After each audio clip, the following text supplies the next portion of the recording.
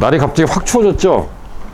네, 추운 날 여기까지 오시느라고 고생 많으셨습니다. 오늘은 그 예비고일 세 번째 설명회인데, 그 첫 번째, 두 번째 설명회하고는 내용은 뭐 좀 많이 다르고요.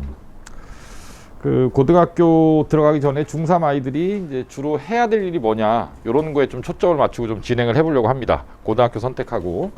그래서 앞에 설명의 내용이 궁금하신 분들은 첫 번째 설명회는 유튜브에 올라가 있고, 두 번째 설명회는 다음 주 초쯤에 올라갈 거고, 시간 있으면 저희 학원을 뭐 다니든 안 다니든 한 번씩 보시면 도움이 많이 될 것 같고요. 저는 오늘 설명회를 약 2시간 동안 진행할 그 이 학원의 원장이고요. 이름은 유원명입니다. 반갑습니다. 네. 그 설명회가 이제 예비고일 개강 전에는 이제 마지막 설명인데, 사실 개강은 이미 한 거나 마찬가지고 아이들은 이미 다 와서, 들어올 애들은 다 들어와서 이미 공부를 하고 있어요. 지금도 좀 시험 끝난 학교들 일찍 끝났다고 아까 오후부터 일찍 와서 다 공부하고 있고, 그러니까 형식적으로는 12일 날 개강이라고 돼 있는데, 뭐 공부라는 게 그때까지 기다릴 이유는 없죠. 뭐 시간이 있으면 공부를 하는 거니까. 시간이 지금 뭐 한참 많을 때니까. 저는 대학을 원서를 써서 아이들을 대학에 합격시키는 일을 20년 꼬박 20년 동안 해왔어요. 해와서 저희 학원이 생긴 지는 10년이 넘었는데, 어찌어찌 하다 보니 그 이 관악구 동작구에서는 대학을 제일 많이 보낸 학원의 원장이 된 것 같습니다. 그리고 지금도 이제 보내고 있고. 근데 개인적으로 저도 이제 그 아이들 만나면 맨날 하는 얘기인데, 이게 도대체 대학이라는 게 본질이 뭐냐, 이런 생각을 하는 거죠. 제 직업이 대학을 보내는 건데, 그 대학 꼭 좋은 대학을 가는 것이 행복의 조건이냐, 성공의 조건이냐, 꼭 그렇지는 않은 것 같아요. 왜냐하면 저도 제가 여기 신림동에 있는 난강고등학교를 나왔는데, 제 친구들을 보면 좋은 대학 나왔다고 꼭 성공하는 것도 아닌 것 같고, 그리고 뭐 저는 뭐 서울대를 나왔는데 서울대를 나왔다고 행복한 것도 아닌 것 같고, 다만 적어도 이제 대한민국 현실에서 그 아이들이 이제 사회에 나가서 무슨 일을 할 때에, 일단 지금은 이제 전문 지식이 없으면 사회에 진출해서 뭔가 자기 직업을 가지기가 쉽지 않은 세상이 돼버렸죠. 그래서 뭐 문과보다는 이제 이과가 훨씬 더 인기가 많은 이유가 그런 거잖아요. 그죠? 세상을 갖다 이끌어가는 그 소위 이제 직업군들이 전부 다 이제 기술 기반이 되어버려 갖고, 그렇고 이제 문과 학생들은 사실 경제경영학과 이런 데를 제외하고는 뭐 인문학이나 이런 거 하면은 요새 조금 불투명해진 그런 세상이 돼버렸잖아요. 그래서 그런 나중에 이제 본인이 직업을 선택할 때 필요한 전문 지식을 얻는다는 것, 대학에서. 그런 의미. 두 번째는 여전히 그 대학의 네임밸류에 관한 그 사회적 그런 시선들이 존재하기 때문에 어쩔 수 없이 좋은 대학을 나왔을 때 선택지를 많이 가지게 되죠. 본인이 뭐 제가 이제 학생들 상담할 때 이런 얘기 하는데, 네가 만약에 뭐 소프트웨어를 전공을 한다고 치자. 그래서 나중에 뭐 인터넷 기업에 들어간다고 치자. 뭐 그래서 뭐 지금 전 세계로 제일 유명한 데가 뭐 구글이나 이런 데잖아요. 구글이나 뭐 우리나라에는 네이버나 카카오나 이런 데 이제 지원을 했는데 다 합격을 하면 선택할 수 있죠. 다 떨어지면 거기서부터 좀 피곤해지잖아요. 그죠? 그러니까 좀 선택지를 많이 가져갈 수 있다. 그래서 네가 원하는 그런 일을 할 수 있는데 대학 입학이라는 것은 이제 의미를 가지는 것 같다. 좋은 대학 간다라는 것은. 그래서 본인의 미래를 위해서 지금 현재 시간을 투자하겠다라고 결심을 한다면 원 없이 한번 열심히 해보는 거고, 그렇게 못하겠다면 나는 뭐 내 그 개인적인 이런 그 뭐라 그럴까요, 여가 활동을 다 포기하면서 교우 관계를 이렇게 그 위에서 투자해야 될 시간을 줄여가면서 공부할 생각이 없다. 그러면 현실적으로 전국에 별처럼 많은 열심히 하는 애들한테 좀 좋은 대학 가는 거는 뭐 이건 그 희소한 자원이니까, 대학 정원도 희소하잖아요. 딱 정해져 있는 거니까. 그런 학생들한테 양보를 좀 하고 대학에 대한 눈높이를 좀 낮추는 게 그게 정의로운 게 아니겠느냐, 이렇게 얘기를 하고 있고요. 그 다음에 저희는 당연히, 저는 아이가 선생님 말씀하신 대로 제 미래를 위해서 지금 현재 시간 한번 공부에 투자해 보겠습니다. 거기서부터 제가 할 일이 생기는 거죠. 그럼 이제 어떻게 할 것이냐, 어떻게 하는 것이 가장 시간 로스를 줄이고 효율적인 방식으로 대입을 준비할 거냐, 요거에 관한 전략적인 측면을 아이들이랑 쭉 얘기를 해나가는, 그리고 궁극적으로는 고3 때 원서를 구성해서 아이를 합격시키는 일을 하는 게 제 직업이니까 그때부터는 제가 할 일이 생기는 거죠. 오늘 설명에는 첫 번째 주제가 이제 지금 부모님들이 제일 좀 궁금해 하시는 것 중에 하나죠. 고등학교 선택을 어떻게 할까요? 좀 있으면 원서를 쓸 때가 되어가죠. 자, 이제 고등학교 선택은 대입 성공의 열쇠다. 이게 이제 무슨 얘기냐면, 대학은 공부를 잘한다고 가는 게 아니고요. 그 대학에서 어떤 요강이라는 걸 발표를 했을 때 그 요강에 맞는 자격을 아이가 갖춰서 내가 이런 자격이 있다는 걸 대학에 적극적으로 어필해야 되는 거죠. 가만히 있는데 대학에 와서 뽑아가는 게 아니잖아요. 그렇죠? 칼자루는 대학이 지고 있습니다. 당연히. 왜 그러냐 하면, 혹시 수능 몇 명쯤 보는 줄 아세요? 우리나라에 관심이 없으신가요? 네, 수능을 보통 한 해 지금 한 50만 명쯤 보고 있습니다. 50만 명쯤. 그러니까 수능을 본다는 얘기는 대학갈 의사가 있다는 얘기죠. 근데 이제 부모님들이 이제 좋아하는 대학들, 보내고 싶어하는 대학들, 이름을 아는 대학들, 뭐 우린 관악구니까 뭐 서울대도 있고 연대도 있고 고대도 있고 서강대, 성대, 한양대, 뭐 이대, 중대, 경희대, 한국외대, 뭐 시립대, 건국대, 동국대, 홍익대, 뭐 이 정도가 이제 부모님이 보내고 싶어하는 대학들이잖아요. 지금까지 제가 한 10대 개 얘기한 것 같은데, 그러니까 한 대학당 정원이 보통 평균 내면 뭐 3,000명이 넘는 대학도 있어요. 2,000명이 안 되는 대학도 있고. 근데 평균을 내면 대략 한 2,500명쯤 될 거예요. 대학 정원의 평균이. 그럼 15개 대학에 한 대학 정원을 2,500명 정도라고 잡으면 아주 라프하게 한 37,000명 정도의 신입생을 그 정도 대학에 선발하는 거죠. 그렇죠? 예, 그러면 이제 얼핏 계산해도 50만 명 중에서 37,000명 정도가 제 입에서 나온 대학을 간다. 그러면 대략 7% 정도 가는 거죠. 그렇죠? 예, 7% 정도 가는 거예요. 자, 그런데 이 35,000명의 아이들이 다 똑같은 방식으로 가는 건 아니죠. 어떤 아이들은 수능 봐서 갈 거고, 어떤 아이들은 뭐 학생부 전형으로 갈 거고, 어떤 아이들은 뭐 논술 전형이나 이런 걸로 갈 거고, 각각 다른 방식으로 갈 거예요. 그래서 대학을 간다라는 건 결국 내가 어떤 전형으로, 대학에서 이제 발표하는 여러 가지 그 대학의 선발 방식 중에서 내가 어떤 전형으로 원서를 낼 거냐. 이 문제가 이제 첫 번째죠. 그러면 내가 이제 어떤 전형으로 원서를 내겠다라고 결정을 했으면 그 전형을 하는데 어떤 고등학교가 가장 유리할 거냐. 이거죠. 고등학교 최종 목표가 아니니까. 그렇죠? 자, 여기서 전제돼야 될 몇 가지 사실이 있는데, 첫 번째, 제가 좀 아까도 이제 그런 상담을 하고 왔는데, 여기 근처 상현중학교의 여학생 어머님인데, 숭의여고 뭐 말씀하시다가, 뭐 문영여고 말씀하시다가, 뭐 이렇게. 그래서 제가 여쭤봤어요. 어머니, 그 고등학교를 선택하는 기준이 뭡니까? 그랬더니, 어머니 그렇게까지 생각을 안 해보신 거죠. 일단 여학생이니까 남자애들인데 보내기 싫다.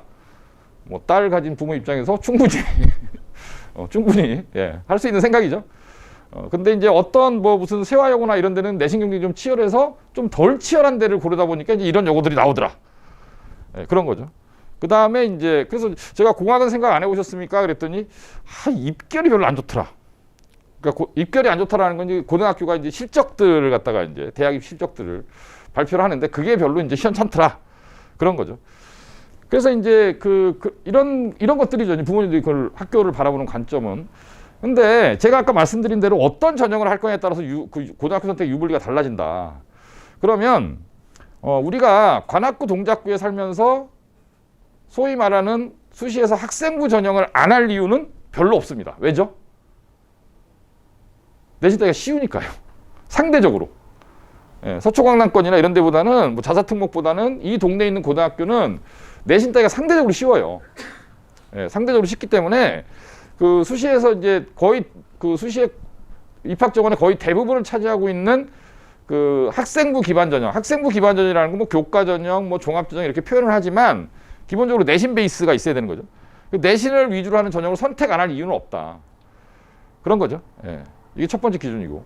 근데 두 번째는 내신 전형을 준비할 때는 교과 전형과 종합 전형을 분리해서 준비하는 건 아니에요. 그러니까 종합 전형도 내신이 필요하고요. 교과 전형 하는 애들이 학생부에 이제 내신 성적 말고 다른 이런 비교과 그런 기록들을 신경 안 쓸 수는 없어요. 잘하는 아이일수록에. 그러니까 교과전형과 종합전형 같이 준비하는 거고, 같이 준비하다가 내신이 어느 정도 되고, 그 다음에 학생부의 기록도 어느 정도 괜찮고, 그 다음에 이 아이가 학교 내에서 뭐 상대적으로 좀 이렇게 등수가 좀 높아서 그 고등학교에서 대학에 추천할 수 있는 추천 전형이 굉장히 많거든요. 그런 추천 전형에 이제 자격을 받을 수 있다면, 그러면 이제 내가 교과로 낼 거냐, 종합으로 낼 거냐, 추천 받을 거냐, 이런 거를 마지막에 고르면 되는 거거든요. 이해 가시죠? 뭔 얘기인지. 예. 자, 요런 게 하나가 있고요. 그 다음에 또 하나는 입결이라는 건, 제가 이건 굉장히 좀 어찌 보면 좀 시건방진 얘기일 수도 있는데, 저는 고등학교가 학생들의 대학을 보내준다고 생각하지 않아요. 이게 대학은 각자 가는 겁니다. 예, 그건 제 원칙 중에 하나인데, 대학은 각자 가는 거예요. 그러니까 어떤 학교가 뭐 서울대 몇 명을 보냈다, 그러니까 그 학교 좋은 학교다, 이런 게 아니라 그 학교가 뭐 여러 명 보내면 뭐예요? 우리 애가 갈 수 있느냐가 중요한 거지. 그렇지 않은가요? 우리 고등학교, 내가 나온 모교가 서울대를 많이 보냈다고. 그러니까 저 고등학교 때랑은 이제 많이 다르죠. 부모님들도 이제 저랑 비슷한 세대이실 테니까. 불쾌하거나 그러신 거 아니죠? 저랑 비슷한 세대 맞으시잖아요. 그럴 테니까 아마도 비슷한 생각을 가지실 것 같은데. 그러니까 제가 이제 난강고등학교를 그 88년도에 졸업했는데, 저희 동기가 이제 서울대 30명 갔거든요. 왜 안 놀라세요? 30명에서 3명이 아니라 30명. 많이 갔잖아요. 예. 그때는 선생님들이 그 학교에서 이제 뭐 어느 대학을 몇 명을 합격시켰다는 게 의미가 있던 시절이었어요. 왜냐하면 일단 학원이 없었고, 그렇죠? 그 다음에 이제 그 한 줄 세우기였어요. 그때는 소위 이제 학력고사잖아요. 이제 학력고사만 잘 보면 되는 거였거든요. 저도 그랬고, 저도 뭐 학교 공부는 그렇게 잘하는 편이 아니었는데, 우리 모범생이 아니어서. 근데 이제 학력고사 잘 본 거죠. 학력고사 잘 봐갖고 이제 대학을 간 건데, 그때는 선생님들이 뭐 저희가 자율학습을 10시까지 한다. 학원 안 다니니까 잘하는 애들 다 자율학습이에요. 공부 안 하는 애들 나가서 노는 거고, 공부 안 하는 애들 자율학습을 하는 건데, 담임 선생님들이 다 남아 계셔갖고 질문 받아주시고, 감독해주시고, 그랬던 거죠. 그리고 저는 이제 좀 성격이 좀 별나서 그런지 학교에 제가 이제 교감 선생님 찾아가서 요청을 했어요. 12시까지 공부할 수 있게 해달라. 안 그러면 독서실 또 가야 되니까. 예. 그래서 학교가 이제 12시까지 문을 열어줬어요. 공부하는 그 도서관의 문을. 그리고 이제 저희 동네에 사는 그 친구들, 그 어머님들이 그 옛날 말로 봉고차 보내주면 그거 타고 이제 12시에 집에 와서 씻고 자고 이제 그런 생활을 했었으니까 학교가 이제 모든 걸 다 가르쳐, 수업도 학교 수업만 들었고, 공부도 학교에서 했고, 뭐 이랬으니까 이제 그 고등학교에서 나온 실적이 맞는데, 요즘은 그런 학생들도 있지만 그런 학생들은 좀 소수죠. 예, 학원도 다 다니잖아요, 보통. 뭐 사교육의 도움을 받는 거죠. 이게 뭐 잘됐다 잘못됐다를 떠나서 현상이니까 그런 거고, 원서를 쓸 때 여러 가지 방법으로 대학을 갈 수 있기 때문에 어떤 학교가 갖고 있는 그 교과를 운영하는 이런 시스템 같은 것이 모든 전형에 다 최적화된 고등학교는 없어요. 그런 고등학교는 없습니다. 그러니까 쉽게 얘기하면 이 수시 전형이라는 건, 학생부 전형이라는 건 일단 학교에서 상대평가로 내신 등급을 매기는 거잖아요. 거기에서 점수가 좋은 아이들은 윗대학을 지원하는 거고, 안 좋은 아이들은 좀 낮은 대학을 지원하겠죠. 그런데 이게 만약에 그 학생부로 지원할 수 있는 대학이 뭐 예를 들면 뭐 중대나 경희대 정도다. 그런데 이 아이가 정시로 갈 수 있는 대학은 뭐 지금 이제 모의고사 성적으로 봤을 때 뭐 한양대나 성대를 갈 수 있다. 그러면 합리적 선택을 하는 학생이라면 당연히 수시 전형을 안 하고 정시 전형을 하는 게 맞겠죠. 그렇죠? 예, 더 좋은 대학을 갈 수 있으니까. 그래서 이 아이가 이제 고등학교 2학년 때쯤에 내가 정시를 준비하겠다라고 마음을 먹었어요. 그럼 정시라는 거는 국어, 수능, 영어, 수능, 수학, 수능, 그 다음에 탐구 2과목 수능을 보면 되는 거죠. 그렇죠? 그럼 그 이외의 과목은 이 아이한테는 꼭 필요한 과목이 아닌 거예요. 적어도 대입에 있어서는. 그리고 얘는 이제 뭐 내신에서 필요한 뭐 수행평가나 아니면 세특에 들어갈 보고서나 이런 것들을 쓰는 시간에 수능 모의고사를 푸는 게 이 아이한테는 더 좋은 거죠. 그렇죠? 예. 근데 학교를 다니면서 정시 전형을 선택했다고 해서 이런 그 학교의 교과 운영과 관련된 활동을 학교가 빼줄 수는 없다라는 거예요. 그럼 어쩔 수 없는 거예요, 학교 입장은. 그래서 제가 이런 배경에 관한 이런 말씀을 쭉 드리면서, 고등학교가 보내는 게 아니라 전형이 다양하고, 옛날에 한 줄 세우기였고 모든 아이 다 똑같은 시험을 봐서 갔다면 지금은 이제 여러 줄 세우기니까. 그 다음에 이제 전형에 따라서 이제 그 학교의 그 교육 과정이 아이의 시간을 뺏을 수도 있다. 그런 얘기를 좀 드렸고, 그래서 선택의 제일 기준은 뭐냐? 고등학교를 선택할 때 제일 기준은 가능 전형을 확보하는 거다. 내가 원서 쓸 수 있는 전형. 자, 예를 들어 볼게요. 어떤 아이가 있는데 중학교 때 성적이 좋아요. 예, 지금 이제 오늘도 지금 학생들이 계속 들어올 때니까 오늘 들어온 학생이 있는데 걔도 이제 신림동에 있는 뭐 중학교를 다니는데 그 중학교 때 그 학교 시험 평균이 98점 밑으로 떨어진 적이 없어요. 남자일까요, 여자일까요? 남학생일까요, 여학생일까요? 예, 여학생입니다. 남학생들은 그런 학생 찾기 어려워요. 예, 다 여학생이에요, 다 여학생. 예. 뭐 98점, 99점, 그러니까 뭐 거의 전 과목에서 1개 틀리거나 2개 틀리는 그런 아이인 거죠. 그런 애거든요. 그럼 이 아이가 이제 고등학교 갔을 때 어떤 전형으로 갈 가능성이 높은가? 무조건 학생부 전형이죠. 학생부 전형에서 뭐죠? 추천 전형이죠. 학교장 추천을 받아야 되는 거죠. 학교장 추천이라는 건 서울대 같은 경우는 학교에서 2명 추천할 수 있고요. 그렇죠? 중학교 성적 최상위권 학생이니까 당연히 생각을 하겠죠. 그렇죠? 여태까지 몰랐다면 제가 그렇게 설명을 하겠죠, 아이한테. 생각해야 된다고. 근데 연대고대 같은 경우에는 뭐 4%, 5%에서 추천을 합니다. 그럼 이제 한 학교가 보통 200명쯤 되니까 4%, 5%면 8명, 9명, 10명 이 정도에서. 예. 그러니까 뭐 쉽게 얘기하면 정규에서 내신 등급 평균으로 한 4등, 5등 안에 들면 서울대, 연대, 고대를 추천받을 수 있다. 이거죠? 예, 이거죠. 예. 그러면 이 아이는 여고냐, 공학이냐 이런 게 중요한 게 아니라 어느 학교 가면 그 등수 안에 들 수 있느냐. 그래서 아까 제가 말씀드린 서울대, 연대, 고대 그 학교장 추천 전형을 자격을 받을 수 있느냐 없느냐. 이게 첫 번째 요건이에요. 가능 전형을 확보하라는 게. 이해 가시죠? 뭔 얘기인지. 그런 학교를 선택해야 되는 거예요. 무조건. 예, 지금 뭐 우리 애가 딸이라서 뭐 여고는 안 되고 뭐 이런 게 아니라 예, 그런 고등학교를 찾으면 되는 거예요. 그런 고등학교를. 지금 현재 상태에서. 그런데 어떤 학교가 이제 이 아이가 선택을 한 학교가 있는데 얘가 이제 잘해서 추천을 받았어요. 추천을 전국에 있는 1,500개 정도 고등학교에서 추천받은 애들이 오겠죠. 그럼 학교에서 또 서류 심사를 하거든요. 그래서 학교마다 기준은 조금씩 다르지만 내신을 또 봐요. 대학교에서. 내신을 또 보니까 그 내신이 예를 들면 똑같이 전교에서 2등, 3등이라고 하더라도 내신 평균 등급이 1.3, 1.4인 2등, 3등이냐 아니면 1.7, 1.8인 2등, 3등이냐가 다른 거예요. 예. 그래서 그거에 따라 붙고 떨어지가 정해지는 거죠. 그렇죠? 그러면 이제 이 학생이 이제 중학교 때 내신 최상위권을 갖다 유지했던 학생이라면 당연히 학생부 관리, 즉 내신 관리에 어느 정도 자질이 있는 거죠. 얘가 꼼꼼하고 승부욕이 있고, 그렇죠? 그다음에 얕은 문제를 많이 잘 맞추는데 강하고 내신에 최적화된 아이일 수 있는 거죠. 뭐 섣부른 판단일 수도 있지만. 그래서 그 아이는 제가 아까 말씀드린 그런 전형을 할 수 있는 고등학교에 가서 가능한 한 좀 표현이 좀 그런데 좀 못한 애들이 좀 많이 있어서 지가 공부를 잘했을 때 확실하게 자기 등급을 받을 수 있는 그런 고등학교가 이 애한테는 좋은 고등학교인 거예요. 맞죠? 맞잖아요. 가능 전형을 확보한다는 게 그런 뜻이에요. 예. 근데 이제 이 아이가 이제 만약에 갔는데 모의고사가 내신은 굉장히 잘하는데 이제 모의고사가 오늘도 이제 입학고사를 봤는데 뭐 선행은 수상, 수화, 수원, 수투까지 다 했다 그러는데 수원, 수투는 의미가 없고 12.8점 그러니까 의미가 없는 거죠. 했는데 예, 의미가 없는 거고 수상은 좀 돼 있고 수화는 하긴 했는데 이제 펑크가 듬성듬성 나 있는 이제 그런 형태인 거죠.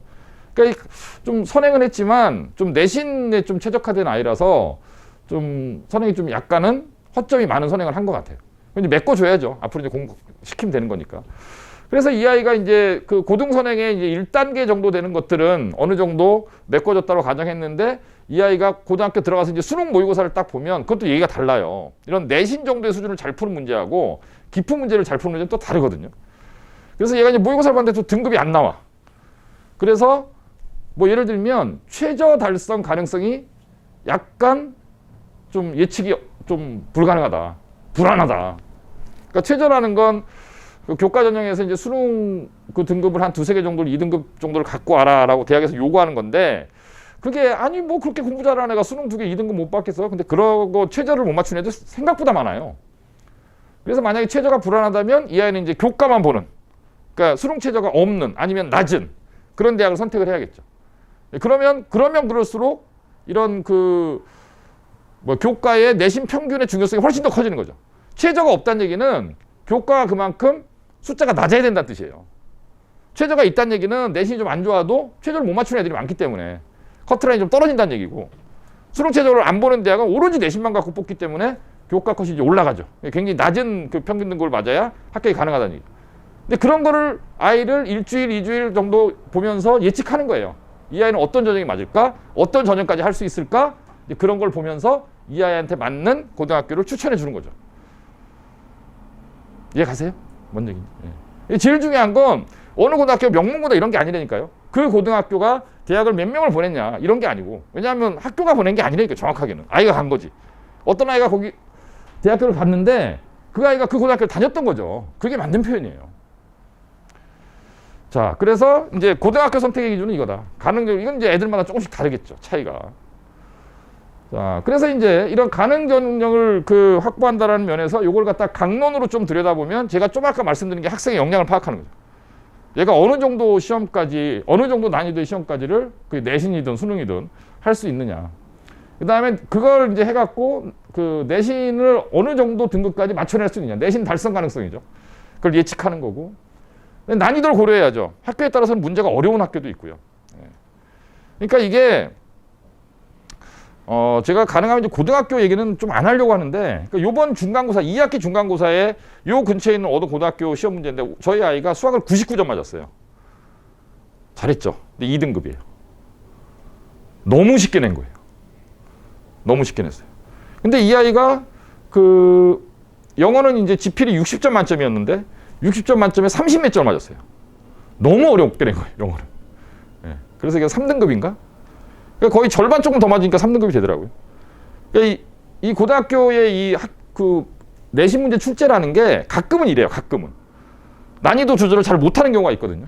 그럼 이제 그 다음 시험에 이제 어떻게 되느냐? 수학은 기말이 무조건 어렵게 될 수밖에 없는 거예요. 왜냐하면 100점 맞은 애만 1등급이고 99점부터 2등급이다. 그러면 그 상태로 1, 2점으로 시비가 엇갈리면 아이들 사이에 컴플레인이 나올 수 있잖아요. 얼마든지. 그러면 이제 변별력을 확보하기 위해서 기말을 어렵게 내는 거죠. 그런 거거든요. 그래서 학교가 좀 무난하게 문제를 출제해주는 학교가 있고요. 이렇게 좀 들쑥날쑥하는 학교가 있고, 그 다음에 항상 어려운 학교가 있고 그래요. 저희는 내신 대비를 계속 하고 있으니까. 그런 게 있고, 분량도 굉장히 중요해요. 내신 대비의 분량. 그러니까 어떤 학교는 보통 이제 뭐 영어를 예를 들면 뭐 중간고사, 기말고사 범위가 보통은 교과서 2과. 중학교 때 보통 2과 아니면 3과거든요. 고등학교도 교과서 2과. 그 다음에 이제 모의고사 지문을 이제 플러스 알파로 주는데, 사실 고등학교 내신의 그 출제 범위는 교과서 출제보다 모의고사 출제가 훨씬 더 비중이 큽니다.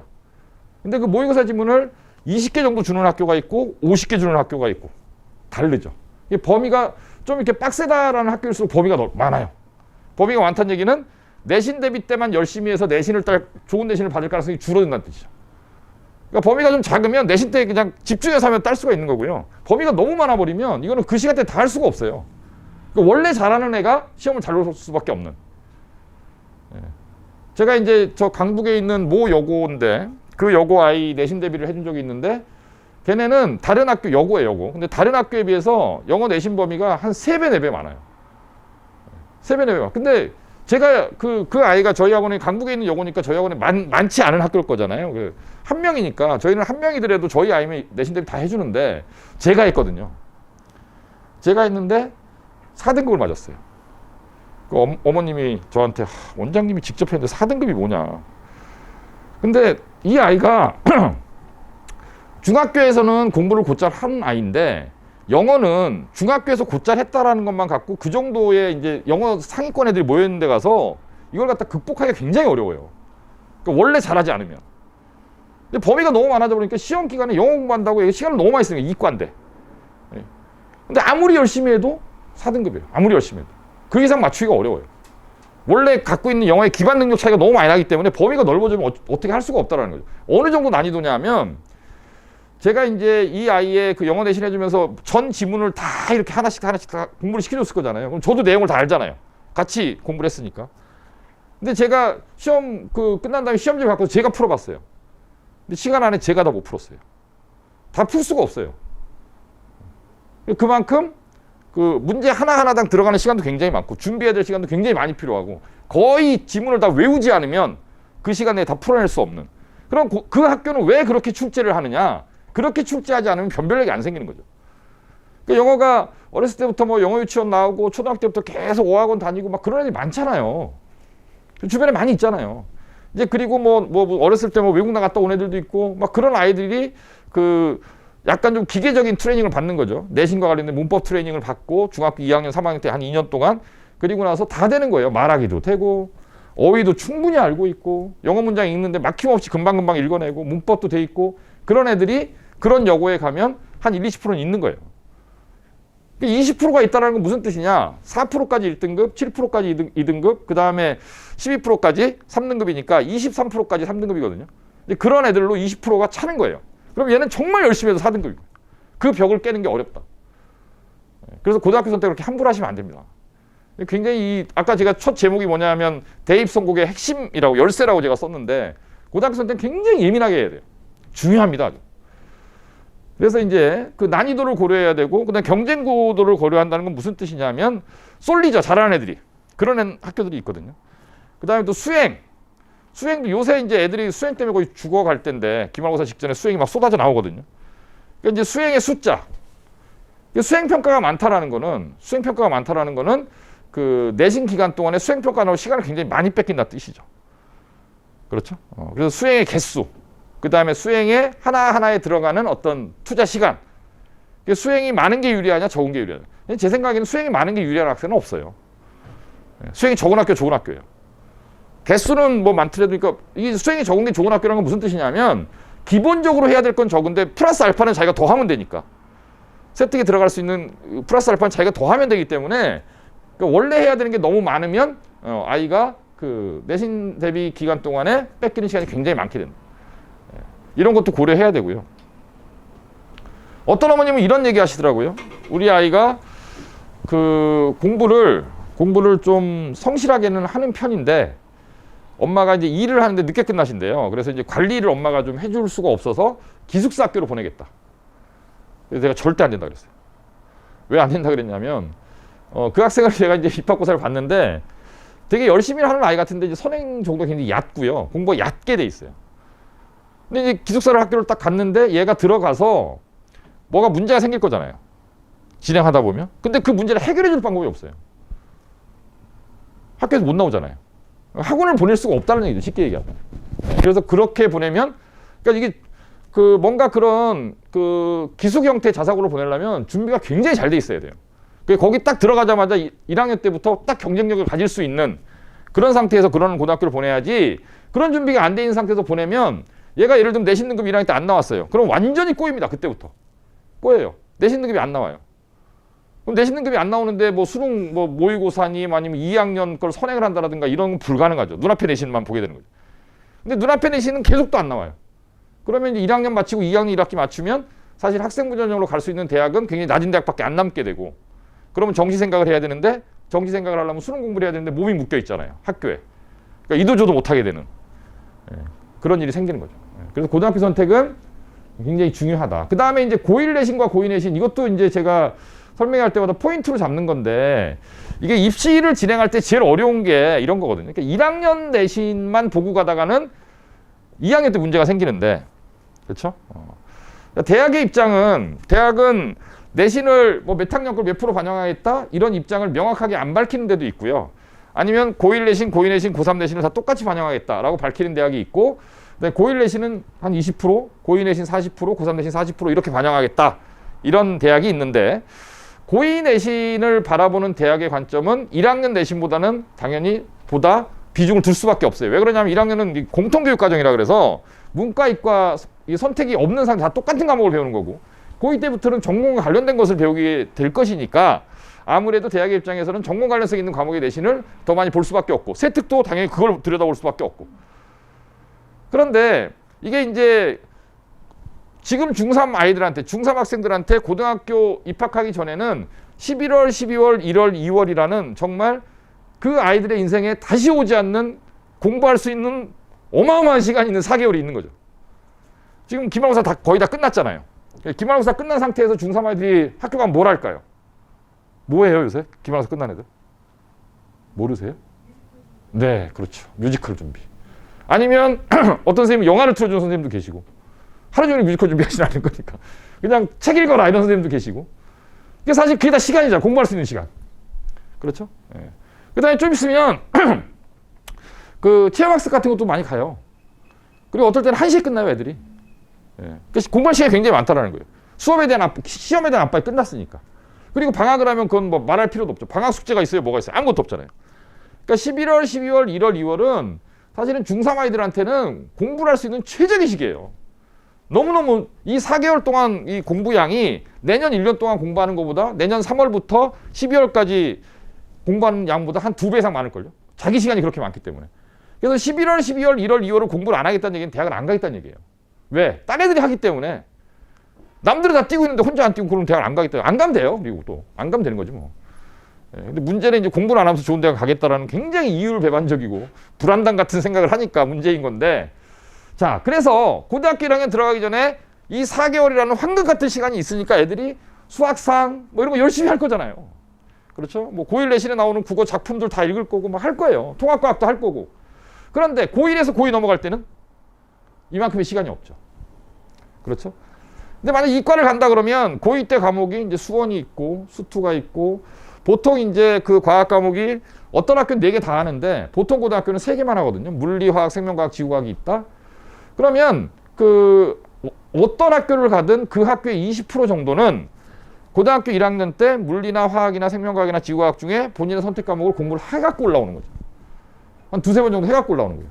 수원 수투를. 저희 학원 지금 중2 애들 중에 진도 제일 빠른 애들이 수투까지 끝났거든요. 한 번. 요번 겨울방학 때 2바퀴째 들어가는데. 저희 학원 중3 애들도 마찬가지고. 그러니까 수원 수투를 이미 끝난 애들이 있는 거예요. 그러면 걔네들이 앞으로 고등학교 2학년 올라가기 전에 수원 수투를 몇 바퀴 돌까요? 3바퀴, 4바퀴 돌겠죠. 근데 여기서 이제 이런 의문을 가질 수 있어요. 아니, 원장님 3바퀴, 4바퀴 돌았다고 잘하나요? 네. 무조건 여러 번 돌리면 잘합니다. 왜 그러냐 하면 우리나라 시험의 특성이에요. 우리나라 특히 수학 시험은, 여기 학생이 있으니까 알겠지만 우리나라 수학 시험의 특징은 지나칠 정도로 연산 중심이죠. 푸는데 시간이 오래 걸린다는 얘기예요. 예. 그리고 어떤 개념 하나만 알면 딱 맞출 수 있는 문제가 아니라 다 유형이 있죠, 유형이. 그래서 서점에 가보면 전부 다 그거잖아요. 유형. 그러니까 유형에 대해서 익숙해지지 않으면 그 단원에서 가르치는 핵심적인 개념을 알고 있다고 하더라도 그 시간 내 문제를 풀어내지 못해요. 그러니까 유형학습 시킬 수밖에 없는 거예요. 특히 내신은. 그래서 한 번 제대로 배웠다고 문제를 푸는 그런 학생들은 없습니다. 그러니까 한 번 딱 풀면 한 바퀴 돌려서 시험 딱 보면 50점 나오고요. 2바퀴 돌리면 70점 나오고, 3바퀴 돌리면 80점 나오고, 4바퀴 돌리면 90점, 100점 나오는 거예요. 그러니까 회독수가 늘어나면 늘어날수록 적어도 내신에서는 이 아이가 시험을 잘 볼 가능성이 높아지는 거죠. 그러니까 우리나라를 선행공화국이라고 부르잖아요. 전부 다 선행병에 걸려있죠. 굉장히 왜곡된 입시구조입니다, 사실. 문제를 그렇게 출제하면 안 되는데, 그게 뭐 예를 들면 뭐 삼각함수다 그러면 삼각함수 이해하면 되는 건데, 삼각함수를 이해한다라는 것, 삼각함수의 그래프를 이해한다라는 것, 뭐 삼각 방정식을 풀 줄 안다라는 것, 뭐 삼각함수를 삼각형에 응용할 줄 안다라는 것, 이런 것들하고 삼각함수를 원래 아는 거하고 삼각함수 중간고사 문제를 푸는 거하고는 완전히 다른 얘기라는 거예요.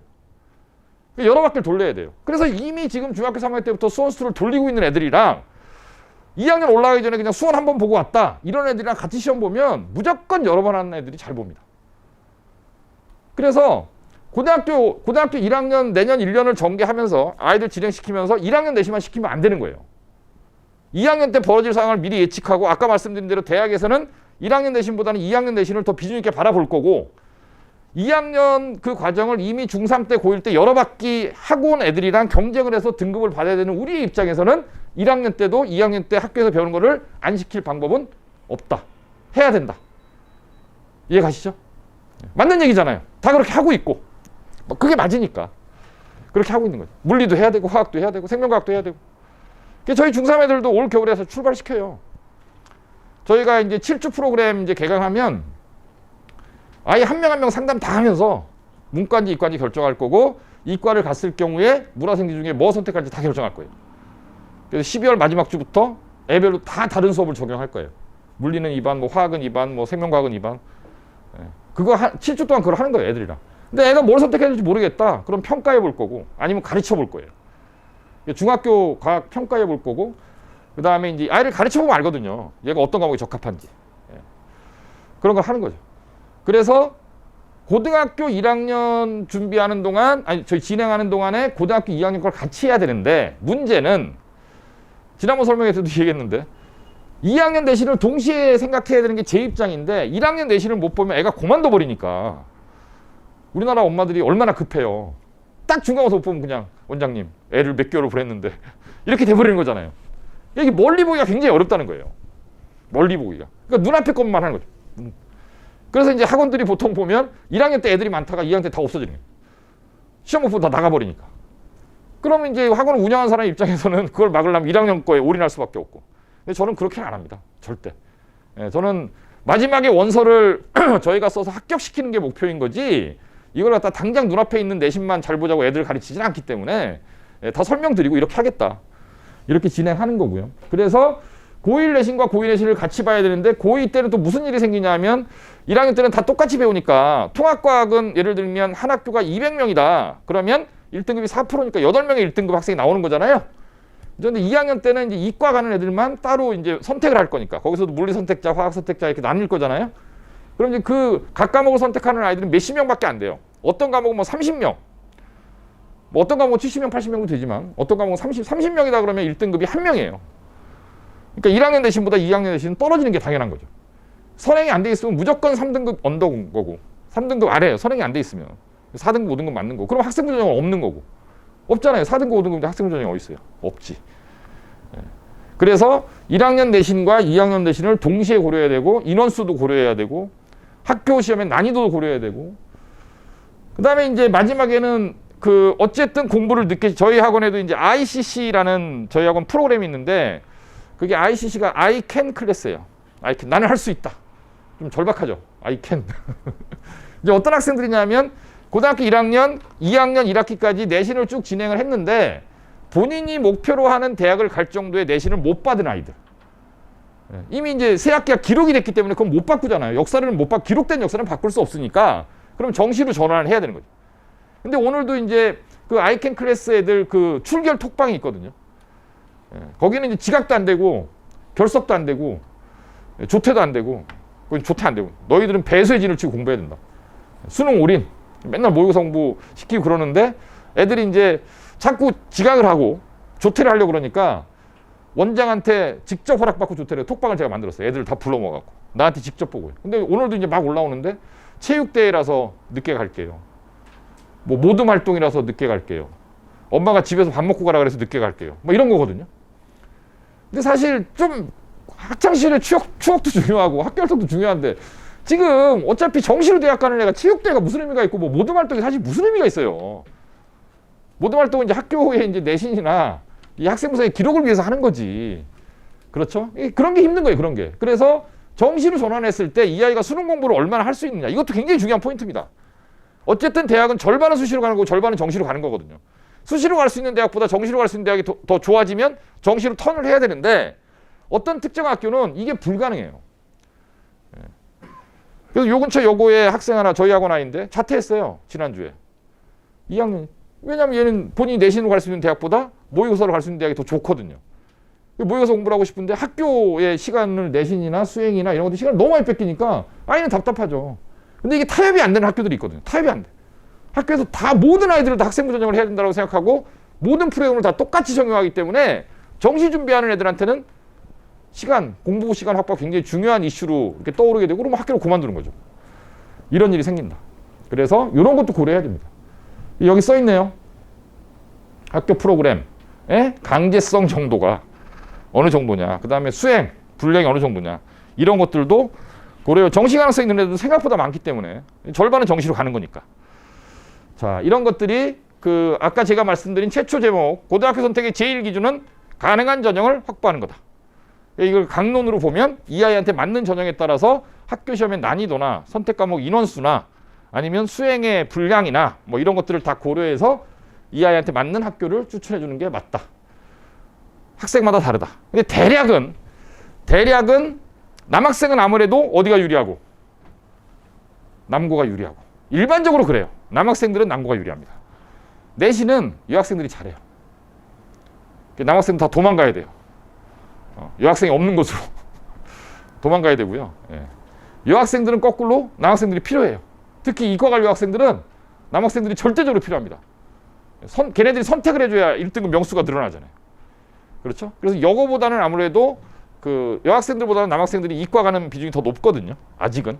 더 높고, 그 다음에 이제 공학일수록 그 선택자 수, 그 다음에 내신을 딸 수 있는 이런 가능성이 높기 때문에 여학생들은 가능하면 공학이 좋은 거고, 남학생들은 가능하면 남고가 좋고, 이건 일반적인 얘기고, 또 들어가면 애들마다 조금씩 달라지죠. 지역적인 거리나 이런 것도 좀 고려해야 되고. 근데 어떤 아이가 이런 거예요. 어떤 아이가 A 고등학교를 갔을 때는 1점대를 받는데 B 고등학교를 가면 2점대를 받는다. 이게 눈에 보이는 그런 학생들이 있거든요. 근데 1점대를 받으면 1학년 1학기, 2학기 내신에서 1점대를 받았다는 얘기 무슨 뜻이냐면 서울대, 연대, 고대, 서강대, 성대, 한대, 중대까지는 합격한 거예요. 그 안에서. 그 안에 대학은 이미 거의 간 거나 마찬가지예요. 특별한 실수하지 않으면. 근데 2점대를 받으면 얘기가 달리죠, 그거는. 그래서 고등학교 선택이 중요하다. 일단 그 안정권에 들어놔놓고 거기에서 더 올리면 더 좋은 대학 가는 거고. 근데 이미 뭐 2점대, 3점대에서 1학년을 출발하면 그때부터는 뭐 서울대, 연대, 고대가 중요한 게 아니에요. 인서울이 되느냐 안 되느냐. 그게 큰 차이가 안 나거든요, 별로. 명수가 다 작기 때문에. 고등학교 선택 굉장히 중요합니다. 꼭 물어보시고 하세요. 꼭 물어보시고. 예. 정말 중요합니다. 제가 웬만해 이렇게 뭐라 그러지? 좀 이렇게 오버 안 하는데 고등학교 선택은 정말 중요해요. 자, 입학 전에 뭘 해야 되느냐? 뭘 해야 될까요? 이 뒤에 무슨 제목들이 나올까요? 정신교육? 체력 보강? 입학 전에 꼭 해야 될 일. 이건데요. 오늘도 이제 한 어머님이 상담을 와서 영어 수학은 뭐 다니던 학원이 있고 뭐 과외를 하고 있고 그래서 국어 과학만 단과로 좀 다니게 해달라. 이렇게 말씀을 하시더라고요. 왜냐하면 이 아이가 뭐 영어는 곧잘 하는데 누가 이제 선생님이 있는 거죠. 과외 선생님이. 수학은 오래 다니는 학원이 있는 거예요. 정이 들고. 근데 이제 이게 단과 학원, 전문 학원들이다 보니까 이제 국어나 과학을 안 하고 불안하잖아요. 그러니까 이제 국어 과학을 이 학원에는 다 수업들이 있다니 그걸 좀 듣게 해달라. 결론은 안 받죠, 제가. 받을 수가 없다. 왜 받을 수가 없냐 하면 저 대학 갈 때 제일 중요한 건 공부를 열심히 하는 거 그건 너무 당연한 거예요. 그건 너무 당연해요. 그거는 그냥 사람이 물을 마시고 공기를 마시는 거하고 똑같은 거예요. 공부를 안 하면 못 가요. 공부를 열심히 하는 거 너무 당연한 거고요. 그 다음으로 중요한 게 그거보다 더 중요한 게 그거는 기본 베이스를 깔고 그거보다 중요한 건 뭐냐면 엄마들이 빨리 깨닫는 거예요. 애가 고등학교 가면 내가 할 수 있는 일이 없다라는 거. 그러니까 지금은 초등학교 중학교 때까지는 뭘 하시죠? 지금도 아무것도 안 하시나요? 뭔가 하지 않으세요? 뭐 이렇게 뭐 시험 본다 그러면 야 시험 공부해라라고 얘기도 하고 그죠? 어떤 보면 이게 빨간 펜으로 이렇게 저기도 해주고 책도 사다 주고 뭐 할 거잖아요. 그리고 학원도 골라주고 애들이 고등학교 가면 엄마 아빠 할 수 있는 일 없어요. 뭘 하실 거예요? 아무것도 할 게 없어요, 진짜로. 그냥 밥해 먹이고 학원비 내주고 이게 다예요. 근데 대학을 가는 방법은 제가 아까 말씀드린 것처럼 각 대학별로 요강이 다 다르다 그랬잖아요. 그렇죠? 그 다음에 어떤 전형이 있고 어떤 전형이 있고 막 그런 말씀 드렸고 각 과목별로 공부법도 달라요. 공부법도. 그러니까 내신 영어 공부법이 있고 수능 영어 공부법이 달라요, 이게. 근데 엄마가 공부해 줄 게 아니니까. 그리고 엄마가 그걸 애한테 설명해 줄 게 아니잖아요. 그럼 애가 알아야지, 애가. 내가 이걸 하고 있는데 이걸 왜 하고 있는지. 나는 수능 영어에는 강한데 내신 영어에는 약하다. 이유는 뭔지. 그럼 내신 영어를 보강하려면 나는 어떤 공부를 해야 되는지. 나는 수학 선생님 어디까지 해야 되는지. 나는 과학 선택 과목을 뭘 할 건데 그 이유는 내가 전공을 이거 할 거기 때문에 그 전공과 이 과목의 관련성이 있으니까.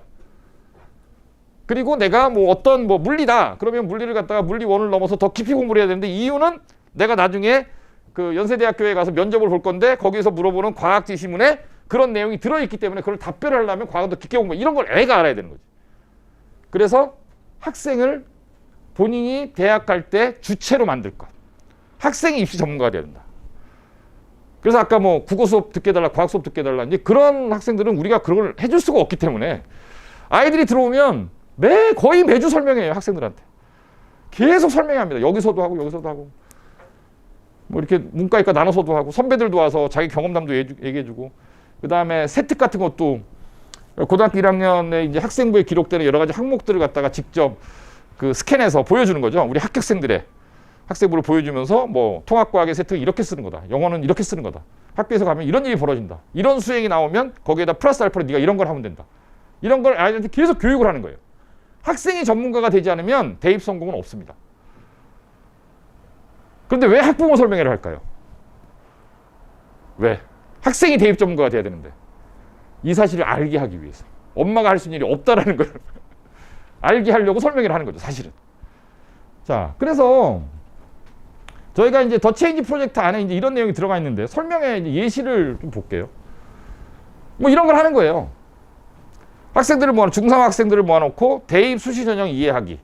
그래서 수시 전형에 관한 얼개를 설명을 하는 거죠. 그 다음에 뭐 하나의 학교 연대인데 뭐 연대 입시 요강이 홈페이지에 가면 있잖아요. 수시 입시 요강이 수시 그 입시 요강을 갖다가 아이들한테 나눠주고 하나씩 한 줄 이게 무슨 뜻이라는 다 아이들 설명해 주는 강독하듯이. 대학 입시 요강은 이렇게 이해하는 거다. 네, 요걸 갖다 설명해 주는 거고. 그 다음에 이제 아까 제가 말씀드렸던 것처럼 학생부에 비교 과목들이 있거든요. 여러 가지 항목들이 있죠. 그걸 갖다가 작성을 어떻게 하는 거다. 너희가 고등학교 들어갔을 때 어떤 식으로 진행이 된다. 그 다음에 국어를 갖다가 이제 내신 국어가 있고 수능 공부가 있는데 국어 공부는 어떻게 설계하는 거다. 3개년 동안. 저희 국어 3개년 이 커리큘럼을 애들한테 보여주는 거죠. 교재, 그 다음에 뭐 무슨 모의고사 프로그램, 그다음에 내신 대비 때 어떻게 한다. 이거 갖다 쫙 설명을 해주는 거예요, 애들한테. 아이들이 알게. 그 다음에 아까 말씀드렸던 이제 수능 영어와 내신 영어를 문제를 직접 보여주면서 이렇기 때문에 공부 방법이 달라야 된다. 이걸 아이들한테 설명하는 거예요. 그 다음에 수학, 과학이 뭐 만약에 이제 자연계 가는 애들이다. 그러면 너희들이 학교에서 그 선택 과목을 언제 조사를 할 거고 거기서 네가 어떤 전공을 한다면 어떤 선택 과목을 하면 되고 그 과목을 지금부터 어떻게 공부하면 된다. 로드맵이라 그러죠. 요번 학기 뭐하고 다음 학기 뭐 이 로드맵이라 그러는 거예요. 그걸 갖다 짜는 거를 아이들한테 설명을 해주는 거예요.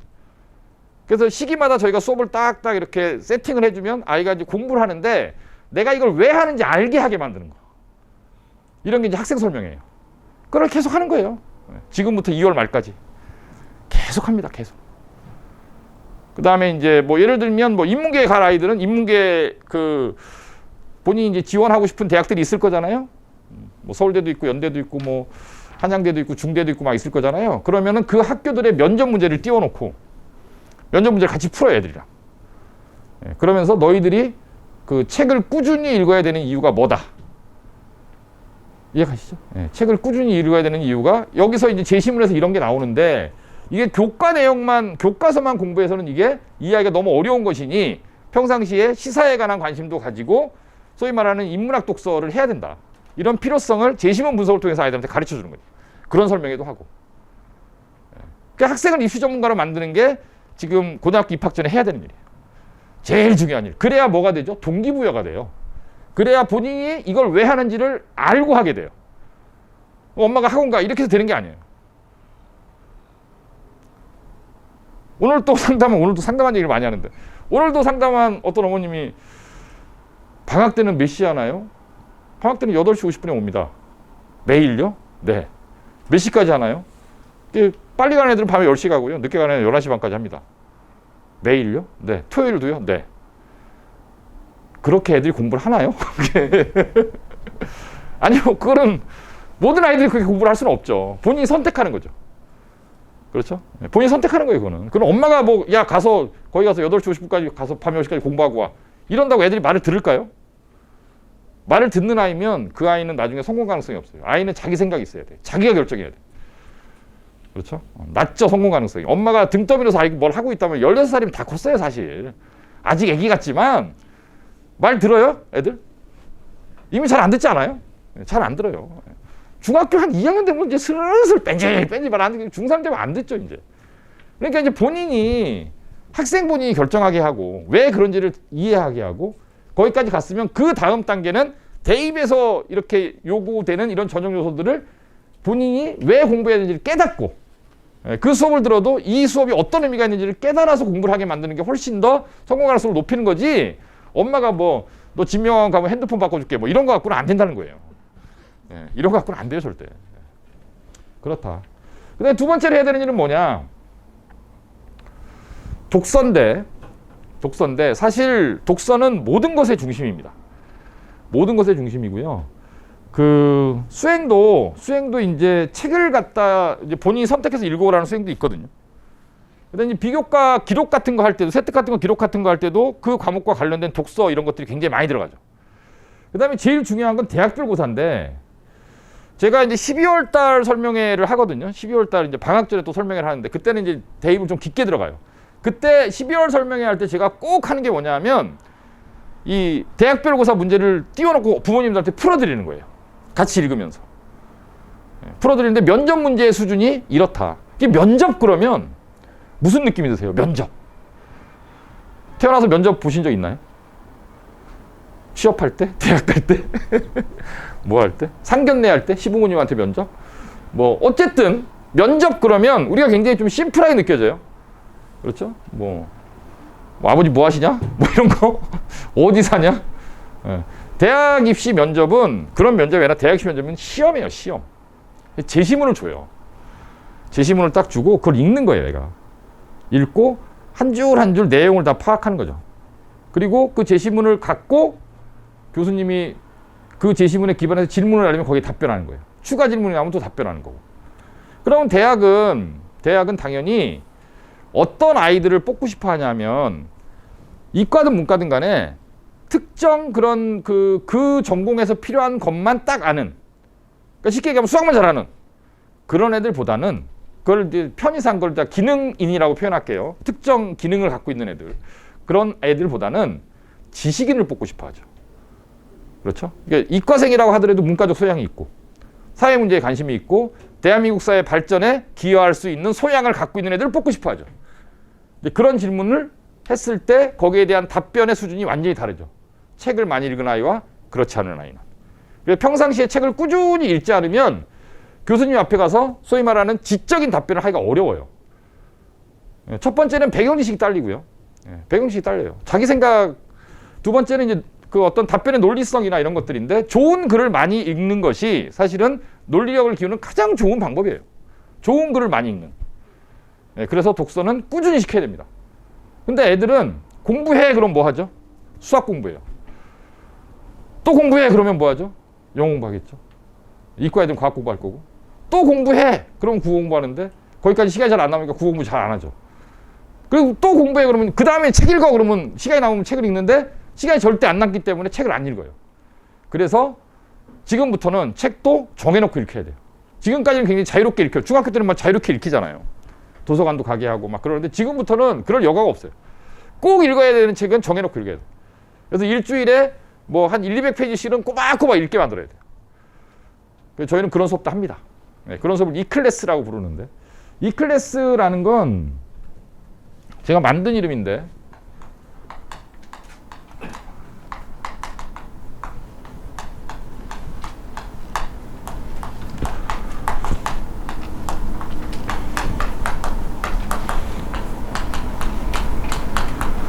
그러니까 이런 거에 약자예요.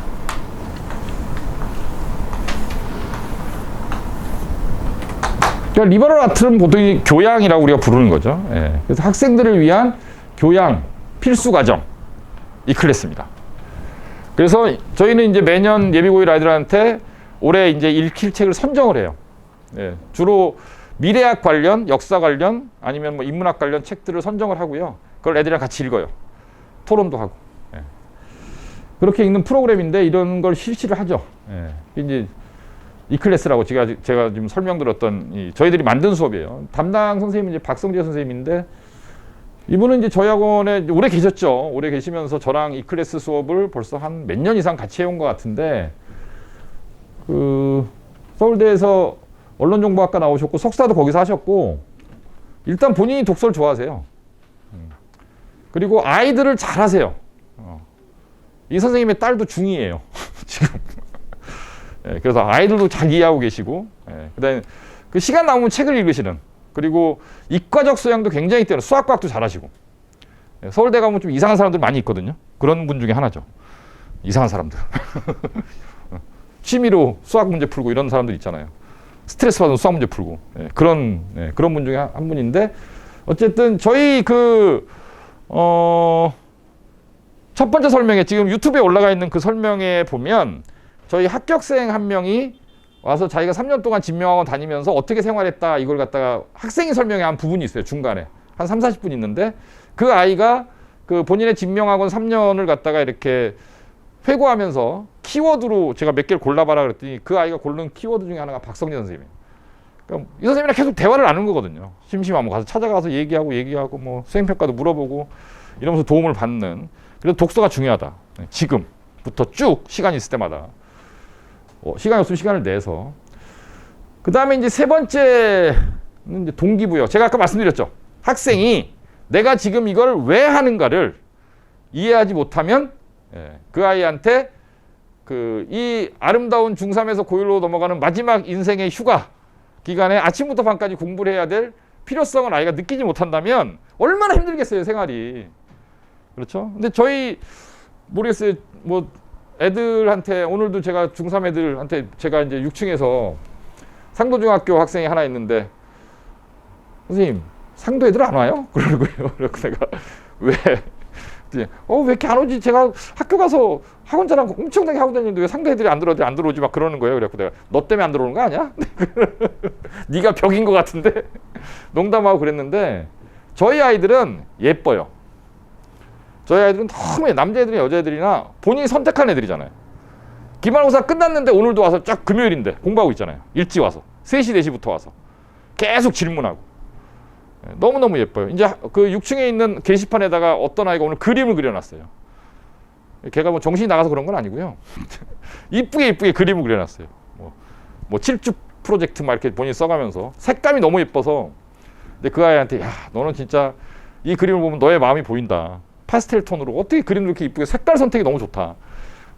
그러면서 칭찬을 해주고 그랬는데 어쨌든 본인이 선택해서 고등학교 들어가기 전에 내가 정말 공부 많이 해놓고 들어가서 고등학교 1학년 좋은 성적 받아서 나중에 내가 갈 수 있는 대학 선택해서 가야지 라는 거를 본인이 결정해서 들어온 애들이기 때문에 일단 아이들이 어둡지 않아요. 본인이 원해서 하는 거니까. 그래서 상담이 굉장히 중요해요. 그래서 학생 상담이 아이를 설득해야 되니까. 그리고 아이의 동의를 이끌어내야 되니까. 그래서 이제 본인이 선택한 아이들인데 이제 막상 들어와 보면 쉽지 않죠. 왜냐? 이게 상대적 빈곤이 피곤한 거거든요. 상대적 빈곤이. 학교 가면 다 놀잖아요, 애들이. 중3 애들이 다 놀잖아요. 근데 우리 애들은 가서도 수학 숙제 해야 되고 오늘까지 몇시 문제 내야 되는데 시간이 없으니까 학교에서 이제 저희 학원 연습장 끝내놓고 계속 숙제하거든요. 오늘 단어 시험 보는데 통과해야 되니까 단어 외워야 되고 막 그런 거죠. 그래서 이제 아이들이 막상 본인이 결정해서 열심히 해보겠다고 들어왔지만 막상 실행하러 보면 짜증이 나는 거지. 그렇죠? 근데 그랬을 때 그걸 갖다 또 이렇게 계속 설득하고 혼도 내고 그러면서 막아주는 거죠. 그래서 체력을 만들어야 되는데, 학습 체력을. 그러니까 저희가 이제 그 말씀드린 이런 동기부여 관련해서 컨설팅 팀이 이제 그런 거를 하죠. 상담을 하거든요. 이제 우리 김영준 실장님, 뭐 한정민 선생님, 그 다음에 아이고 지나가 버렸네. 더 계신데 컨설팅 하시는 분이 더 계신데 지금 이제 예비고를 아이들은 우리 김영준 실장님, 김영준 선생님이 이제 맡으실 거예요. 7주 시작하면 이제 애들 상담을 시작하는 거죠. 한 명 한 명. 물론 저도 하지만 이제 저희가 이제 학년별로 나누거든요. 팀을. 그럼 이제 진로부터 시작해서 고등학교 선택부터 시작해서 아이 뭐 반 결정하고 뭐 이걸 어떻게 해야겠다 이런 결정을 저희 컨설팅 하시는 분들이 하는 거죠. 그렇게 해서 진행을 하게 될 거고 그 다음에 이게 이제 종일반, 별무반 이런 저희 자습 프로그램인데 여긴 별무반이에요. 8층에 있는 공간입니다. 한 120석쯤 되고요. 꽉 차 있죠. 꽉 차. 지금 이제 중3 아이들은 여기는 안 가요. 처음에는. 나중에 올라갈 거예요. 나중에. 근데 여기는 11시 반까지예요. 공부 시간이. 별무반 가기 전 단계가 종일반인 거고. 여기서 이제 매일 10시까지 질의응답하면서 공부를 하는 제일 제가 이런 자습 프로그램을 설계하면서 아이들한테 도대체 뭘 해줘야 되느냐. 첫 번째는 이게 공부라는 게 그래요. 사람이 내가 오늘 필이 받아서 공부를 막 열심히 새벽까지 이렇게 할 수도 있지만 그렇게 하면 장기적으로 못하죠. 매일 일정량을 계속 하는 게 장기적으로 보면 굉장히 많은 양을 하거든요. 근데 그게 이제 생활이 단순해진다는 건데 사람이 누구나 자유를 좋아하잖아요. 내 마음대로 할 수 있는 거. 공부하다가 옆에 침대에서 좀 누웠다가 나가서 냉장고에 좀 놀다가 핸드폰 좀 했다가 컴퓨터 게임 한 판 하고 이렇게 공부하고 싶어 하는데 그렇게 공부하면 꾸준히 많이 할 수 없기 때문에 일단 집이라는 공간은 아무리 집에 공부방을 잘 꾸며놨다고 하더라도 집이라는 공간은 어떤 학습 공간으로서는 좀 한계가 있는 것 같다. 잘하는 애들도 있지만 대부분의 제가 이제 상담해보면 90% 이상의 아이들은 집에서는 풀어져요. 그래서 공부를 학원에서 시키는 게 맞고 학원에서 공부를 시키면 제일 중요한 건 이제 이 모바일 디바이스를 떨어뜨려 놓는 거죠. 전화기가 있으면 공부를 집중할 수 없기 때문에 저희는 학원에 등원하자마자 전화기에 전원을 꺼서 본인의 보관함에 넣어놓게 돼 있어요.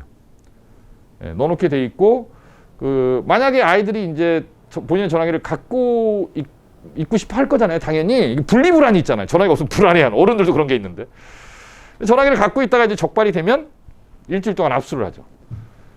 근데 이제 엄마한테 전화가 오죠. 원장님 밤 10시에 우리 딸내미가 학원에서 오는데 깜깜한데 전화기가 없으면 어떻게 하냐고. 그 방법이 없어요. 이거는. 다 제가 얘기했잖아요. 데리러 오시든가 뭐 임대표를 일주일 동안 해주시든가 그거는 뭐 알아서 해야 되는 거고 전화기는 하여튼 갖고 있으면 안 돼요. 그건 약속을 하고 들어오는 거기 때문에 2번 그 전화기를 갖고 있다 적발되면 이건 퇴원이에요. 그 날짜로 그냥 안녕하고 뭐 울고불고 해도 소용없습니다. 그건. 왜냐하면 다 미리 얘기를 한 거니까 그 정도의 어떤 룰인데 그걸 뭐 소리 지르는 것도 아니고요. 뭐 애들 야단치는 것도 아니에요. 전화기 갖고 있네. 줘. 일주일 동안 압수. 이거 읽어봐. 2번 뺏기면 퇴원이야.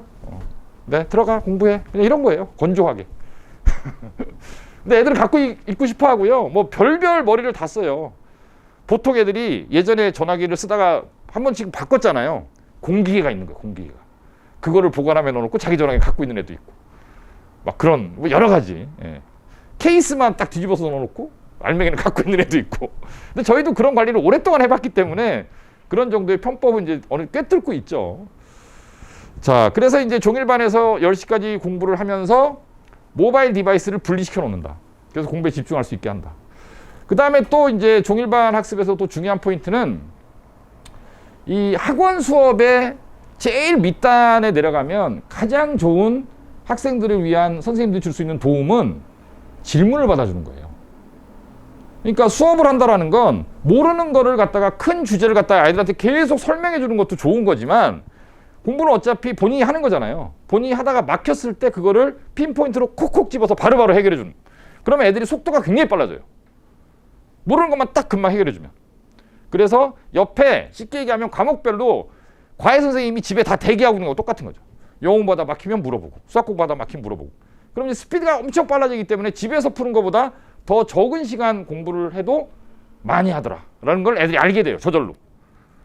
그래서 나중에는 저희가 이제 예비고일 프로그램 출발하면 일요일 날은 강제가 아니거든요. 일요일 날은 강제가 아니고 나중에 일요일 날도 애들이 나와요. 하나씩 나오기 시작해. 나중에 막판쯤 되면 거의 다 나와요. 유도를 해요. 왜냐하면 숙제를 못하면 주말에 해야 되거든요. 근데 집에서 숙제를 하는 것보다 학원 나와서 하면 더 빨리 한다는 걸 아는 거예요, 애들이. 그러니까 그냥 학원 와서 잠깐 하고 가지. 그죠? 숙제를 다 하면 학원 안 나와도 되는데 애가 숙제를 다 하면 저희가 숙제를 늘리거든요. 그래서 숙제를 다 못하게 만들거든요. 일요일 나올 수밖에 없는 거예요. 아니, 더 할 수 있는데 왜 안 시켜요? 원래 선생님이라는 직업이 제일 힘든 게 그거예요. 100을 요구했어요. 애가 100을 해내. 잘했어. 그럼 120을 해와. 120을 해내. 잘했어. 150을 해와. 이게 선생님이 하는 일이죠. 계속 똑같은 문제만 풀려요. 본인이 할 수 있는 양만 시켜요. 그러면 안 돼요. 이 본인이 커패서티라고 하죠. 수용 능력. 아이가 또 그 단위 시간당 처리할 수 있는 문제 수를 늘려주고 하루에 공부할 수 있는 공부 양을 늘려주는 것도 굉장히 중요한 거예요. 그럼 집중력이 생기고 계속 늘려요. 그래서 주말에 다 나올 수밖에 없어요. 나중에는. 처음에는 강요를 안 하지만 저절로 나오게 되고 그런 애들이 주류가 돼요. 종일반에도 주말에 나와서 공부하는 애들이 주류가 되고. 저희가 애들한테 밥을 주는데 토요일 날은 점심만 주거든요. 그럼 나중에는 애들이 선생님 토요일 날 저녁도 주세요. 선생님 집에 가서 먹으라 그러는데 그냥 학원에서 공부할래요. 점점 늘어나요. 그런 애들이 주류가 되면 나중에는 일요일 날 낮에 공부를 나와서 하지 않는 애가 이상한 애가 되는 거죠. 하는 애가 정상이게 되는 거죠. 처음에는 일요일 날까지 나와서 공부하는 애가 비정상이고, 그죠? 쟤는 왜 일요일 날 나와서 공부하냐? 근데 나중에는 공부를 하는 애들이 정상이고 안 나오는 애들이 비정상이 되는. 그런 식으로 끌고 가는 거예요, 애들을. 그런 애들이 주력이 되게, 주류가 되게. 그런 아이들이 좀 더 이렇게 뭐라 그럴까요? 자부심을 느끼고 공부할 수 있게. 이런 식으로 이제 종일반, 아까 제가 말씀드린 질의응답, 그 다음에 전화기의 분리, 그 다음에 그 사이에 이제 아이들 공부하는 그 뭐 습관이나 공부법, 뭐 이런 건 지금 우리 조교들이 질문 받는 그 장면들입니다. 저희 선생님들만 갖고 질문이 워낙 많기 때문에 선생님들 갖고 부족하거든요. 그럼 저희 졸업생들이 쫙 와요. 졸업생들이 TA라고 부르는 저희 조교들이 와서 이제 상시적으로 질의응답을 받는 거고, 과학 같은 경우는 나중에 이제 물화생지가 이제 오픈되면 어렵죠. 어려워서 그거는 아예 사이언스 데이라고 일주일에 이틀 정도 운영하는데 강의실 하나가 과학 강의실로 지정되는 거예요. 그럼 거기 이제 뭐 물리 조교, 화학 조교, 뭐 생명과학 조교, 지구과학 조교 다 들어가는 거죠. 저희 제자들이. 근데 그 아이들이 저희 지금 대학교 뭐 1, 2, 3학년 다니고 있는 저희의 제자들이 지금 저희 과학 선생님한테 다 배운 애들이거든요. 그래서 뭐 물리조교다 그러면 이제 상우인데, 걔는 이제 연대 기계공학과 다니는 애인데, 걔는 저희 학원에 황상득 선생님이랑 물리 선생님한테 3년 동안 배웠고, 연세대학교를 물리 논술 봐서 간 애예요. 예. 물리에 좀 특화된 애죠. 그런 애가 물리조교고. 그 다음에 여기 이제 그 구암중 나오고 단국고등학교 나온 우리 예빈이라는 아이는 걔는 대학교 2학년인데 걔는 이제 서울대 화학교육과 다니고 있거든요. 예, 저희 학원 고광준 선생님이랑 화학 선생님한테 3년 동안 배워서 서울대 화학교육과 갔고, 걔가 화학조교고. 그 다음에 지금 이제 황재영이라고 난강고등학교 나와서 서울대 생명과학과 1학년이 있는데, 걔도 저희 학원에 있는 김태훈 선생님한테 3년 동안 배워서 서울대 생명과학과 면접 보고 가내고, 걔가 생명과학 조교고. 뭐 이런 식인 거죠. 그러니까 저희 학원 선생님들한테 과학을 3년 동안 배워서 본인의 전공을 시험 봐서 그 학교를 다니고 있는 애들이 후배들의 그 지금 배우고 있는 선생님들의 과제를 도와주는 거예요. 못 푸니까. 이런 시스템이 돼 있는 거죠. 저도 좋고, 제자들 봐서. 저도 좋잖아요. 애들. 제가 대학 보낸, 제 손으로 대학 보낸 애들 와갖고 얼굴 보고 그러면 좋잖아요. 예. 그래서 이제 이런 식으로 사이언스 데이 같은 것들이 매주에 이제 운영이 되는 겁니다. 과학데이라 그러죠. 자, 그 다음에 이제 이거죠. 과목별로 약점본하고 개별 클리닉을 해야 된다. 1학년 내신은 6과목이에요. 학교마다 조금 차이가 있는데, 뭐 제2외국어를 배우는 학교도 있고, 뭐 정보 같은 과목을 배우는 학교도 있는데, 공통 과목이 국어, 영어, 수학, 통합과학, 사회, 국사. 이걸 다 잘해야죠. 근데 어떤 학생들은 이제 국영수는 잘하는데 과학이 약한 아이도 있고, 어떤 아이는 수학과학은 잘하는데 사회국사가 약한 애들도 있고. 그렇죠? 네. 그럼 이제 상담을 통해서 다 파악을 하는 거예요.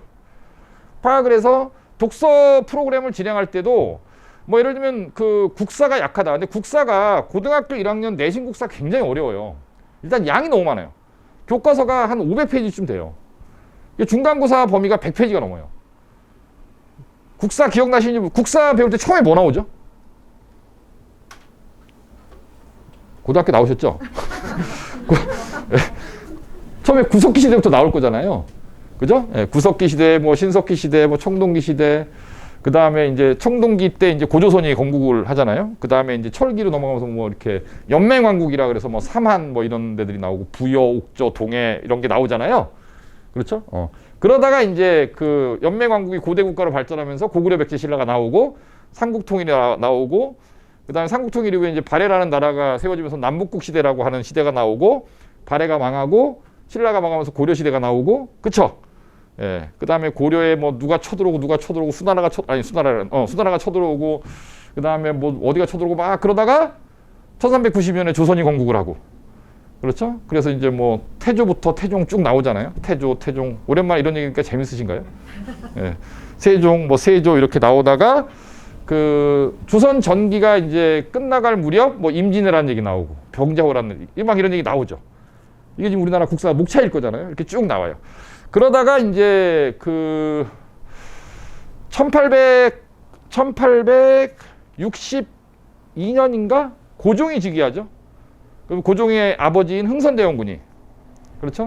흥선대원군이 그 섭정을 시작하면서 세도 정치를 몰아내고 막 이게 조선 후기의 상황인데, 거기까지가 중간고사범위예요. 구석기부터 흥선대원군까지가. 얼마나 양이 많은지 아시겠죠? 그러니까 그거를 평상시에 어떤 뭐 세종 얘기하면 선생님 세종이 고려시대 왕이에요, 조선시대 왕이에요, 이런 애들도 있거든요. 이거 싫어요. 제가 옛날에 애들한테 역사 가르치는데 세종대왕 얘기를 막 했어요. 세종 얘기를. 뭐 집현전이 어쩌고 막 얘기했더니 애들이 필기하는 게 있었어요. 세종.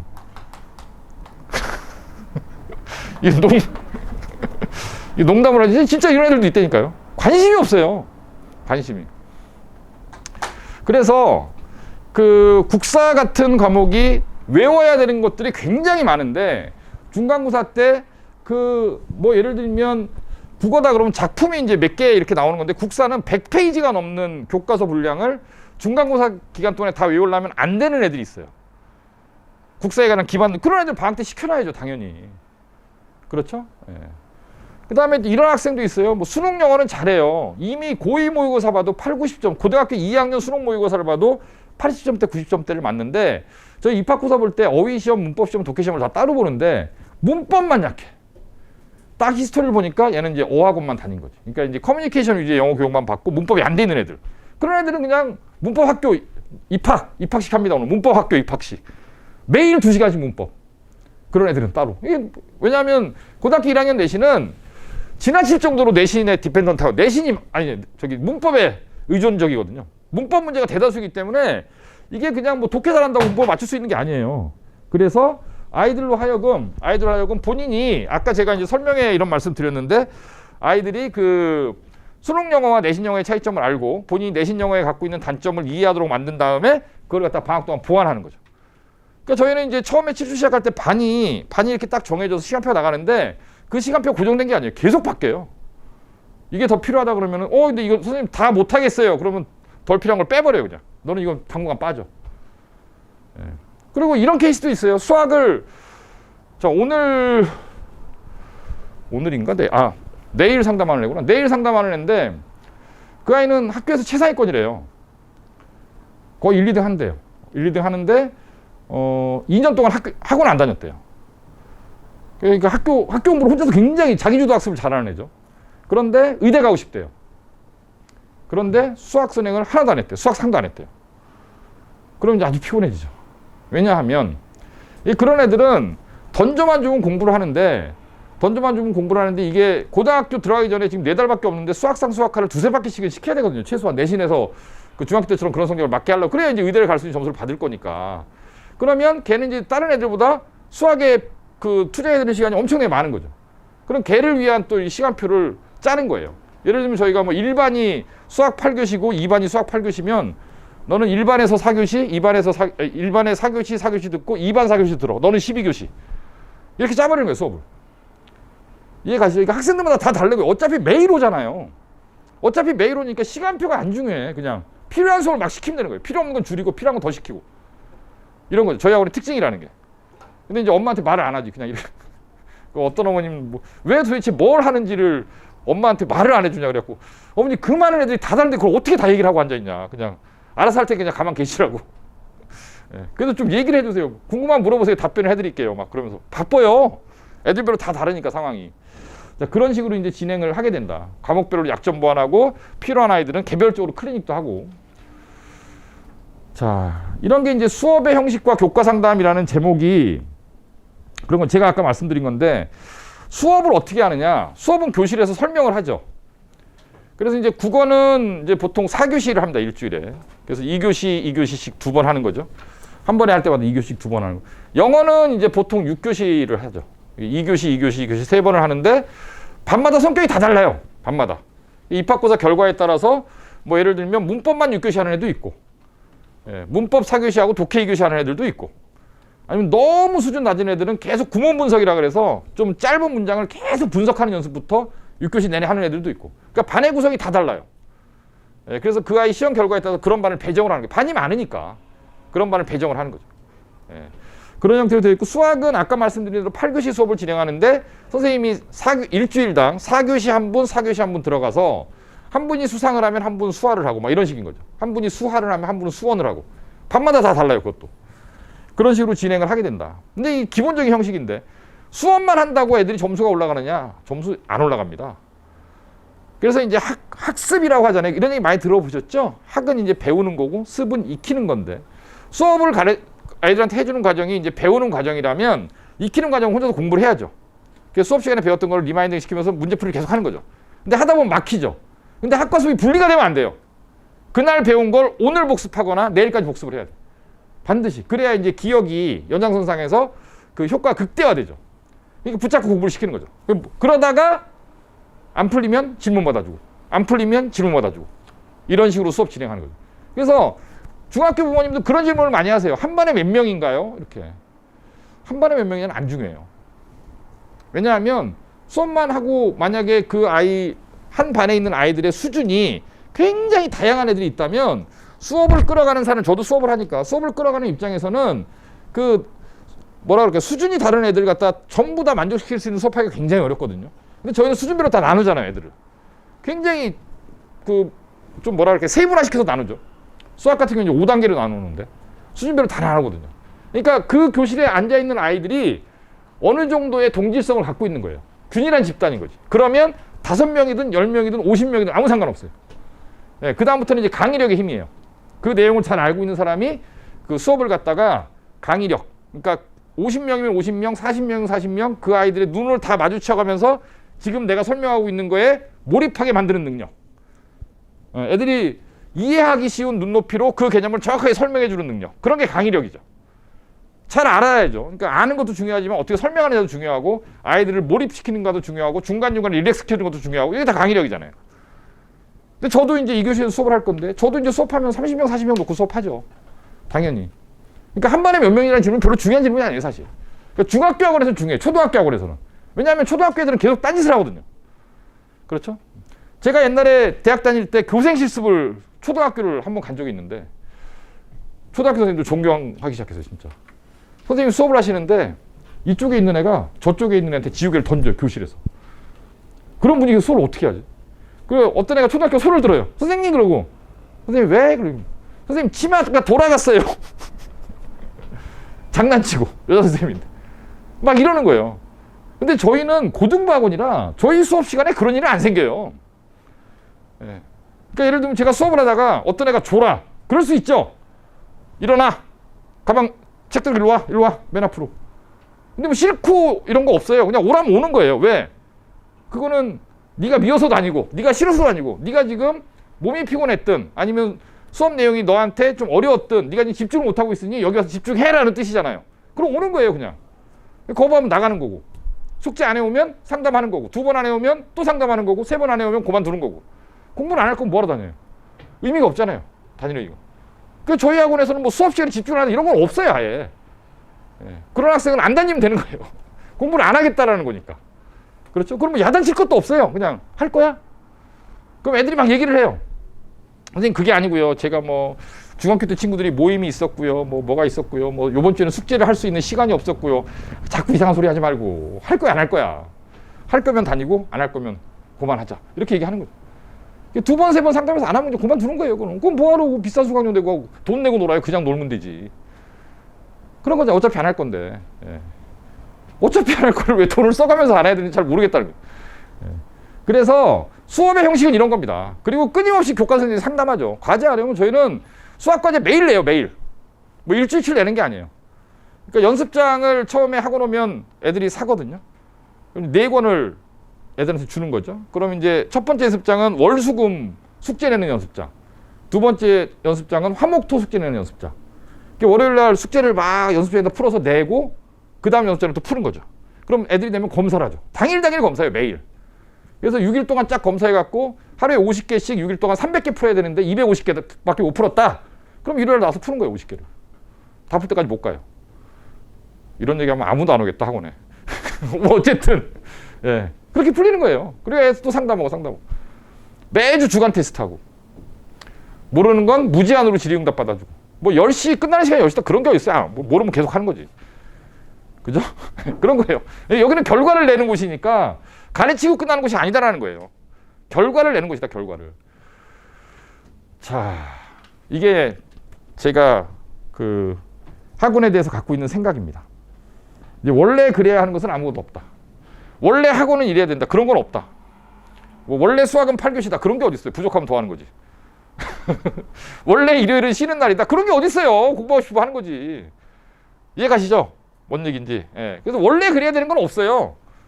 예. 형식은 내용을 담아낼 수 있어야 되는 거고, 내용과 형식이 합쳐서 결과를 만들어낼 수 있어야 되는 거지, 원래 어째야 되는 건 없습니다.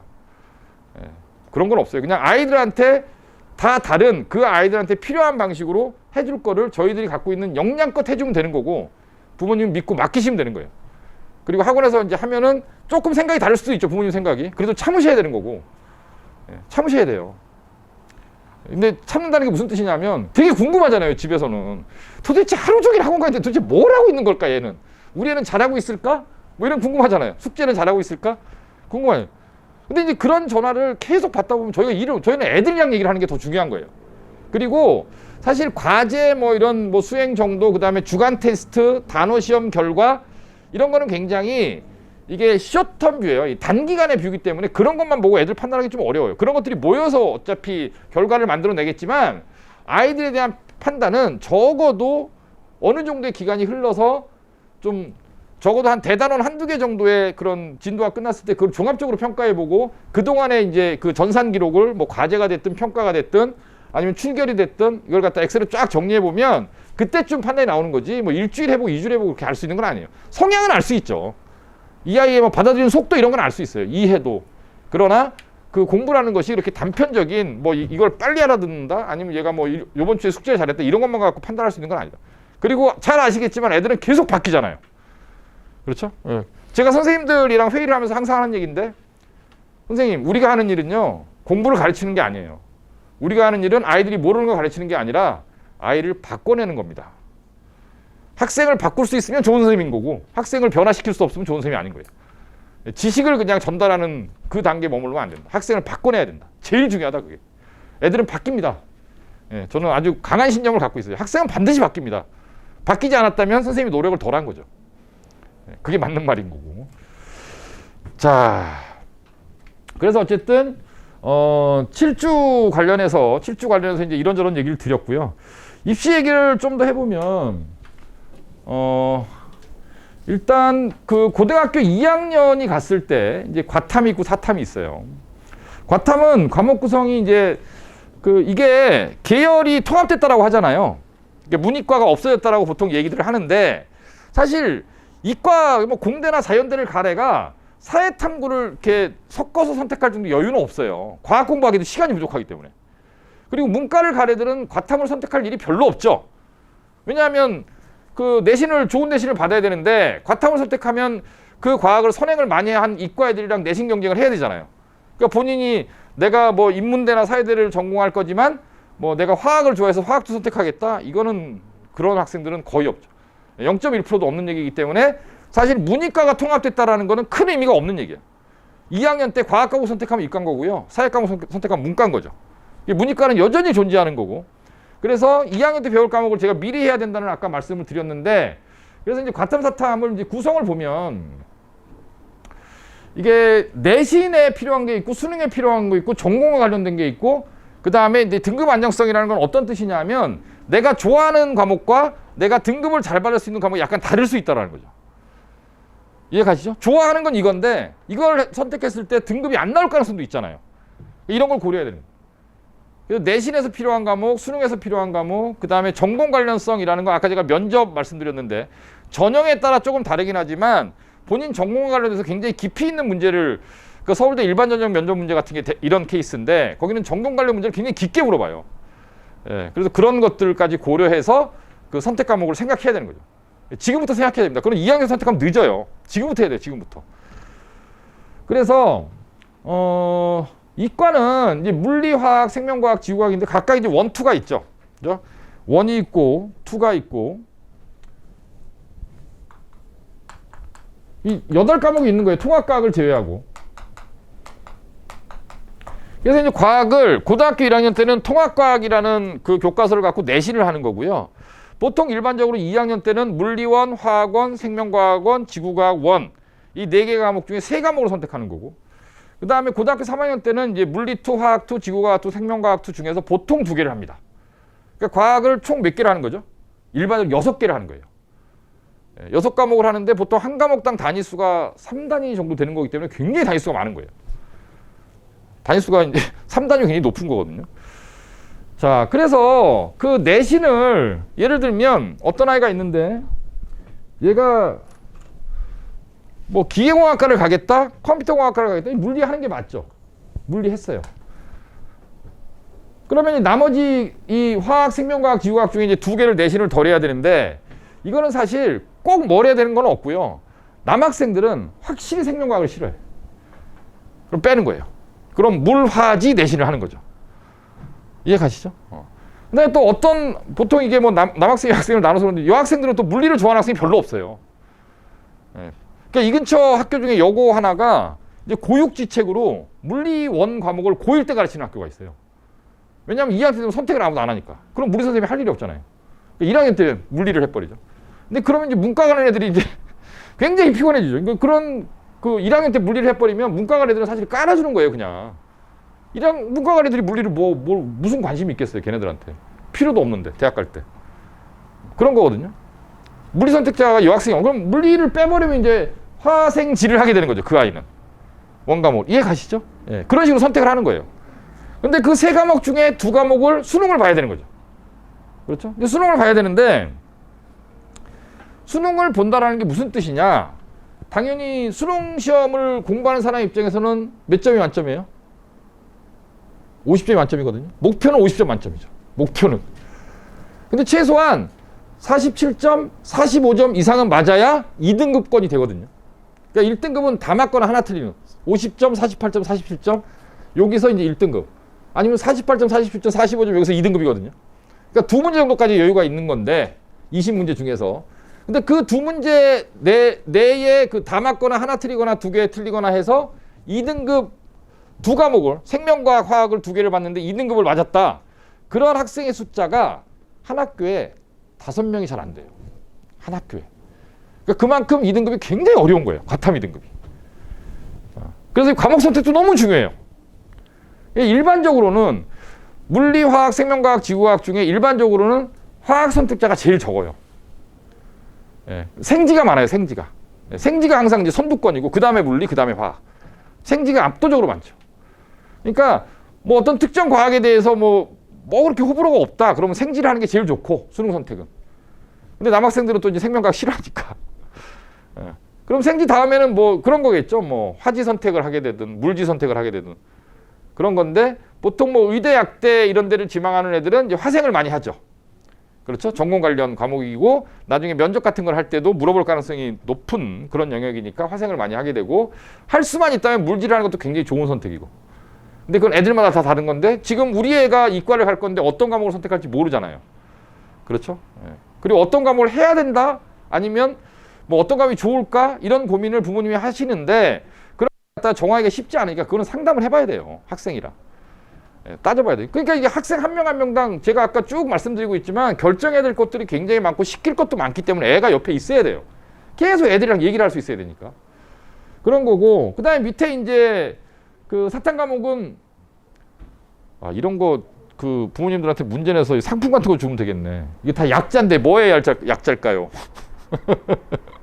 생리는 뭘까요? 생물 이렇게 말을 이렇게 막 끝까지 안 하시는. 예.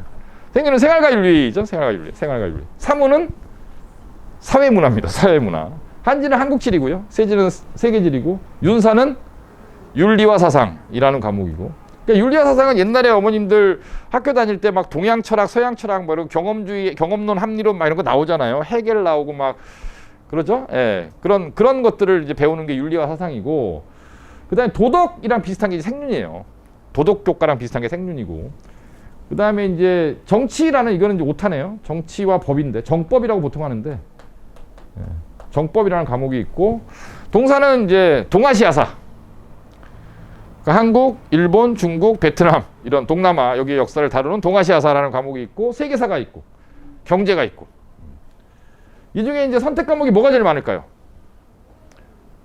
선택자가 제일 많은 거. 생륜, 사문이 압도적으로 많습니다. 이 순서예요. 이 순서대로 생륜, 사문, 한지, 세지.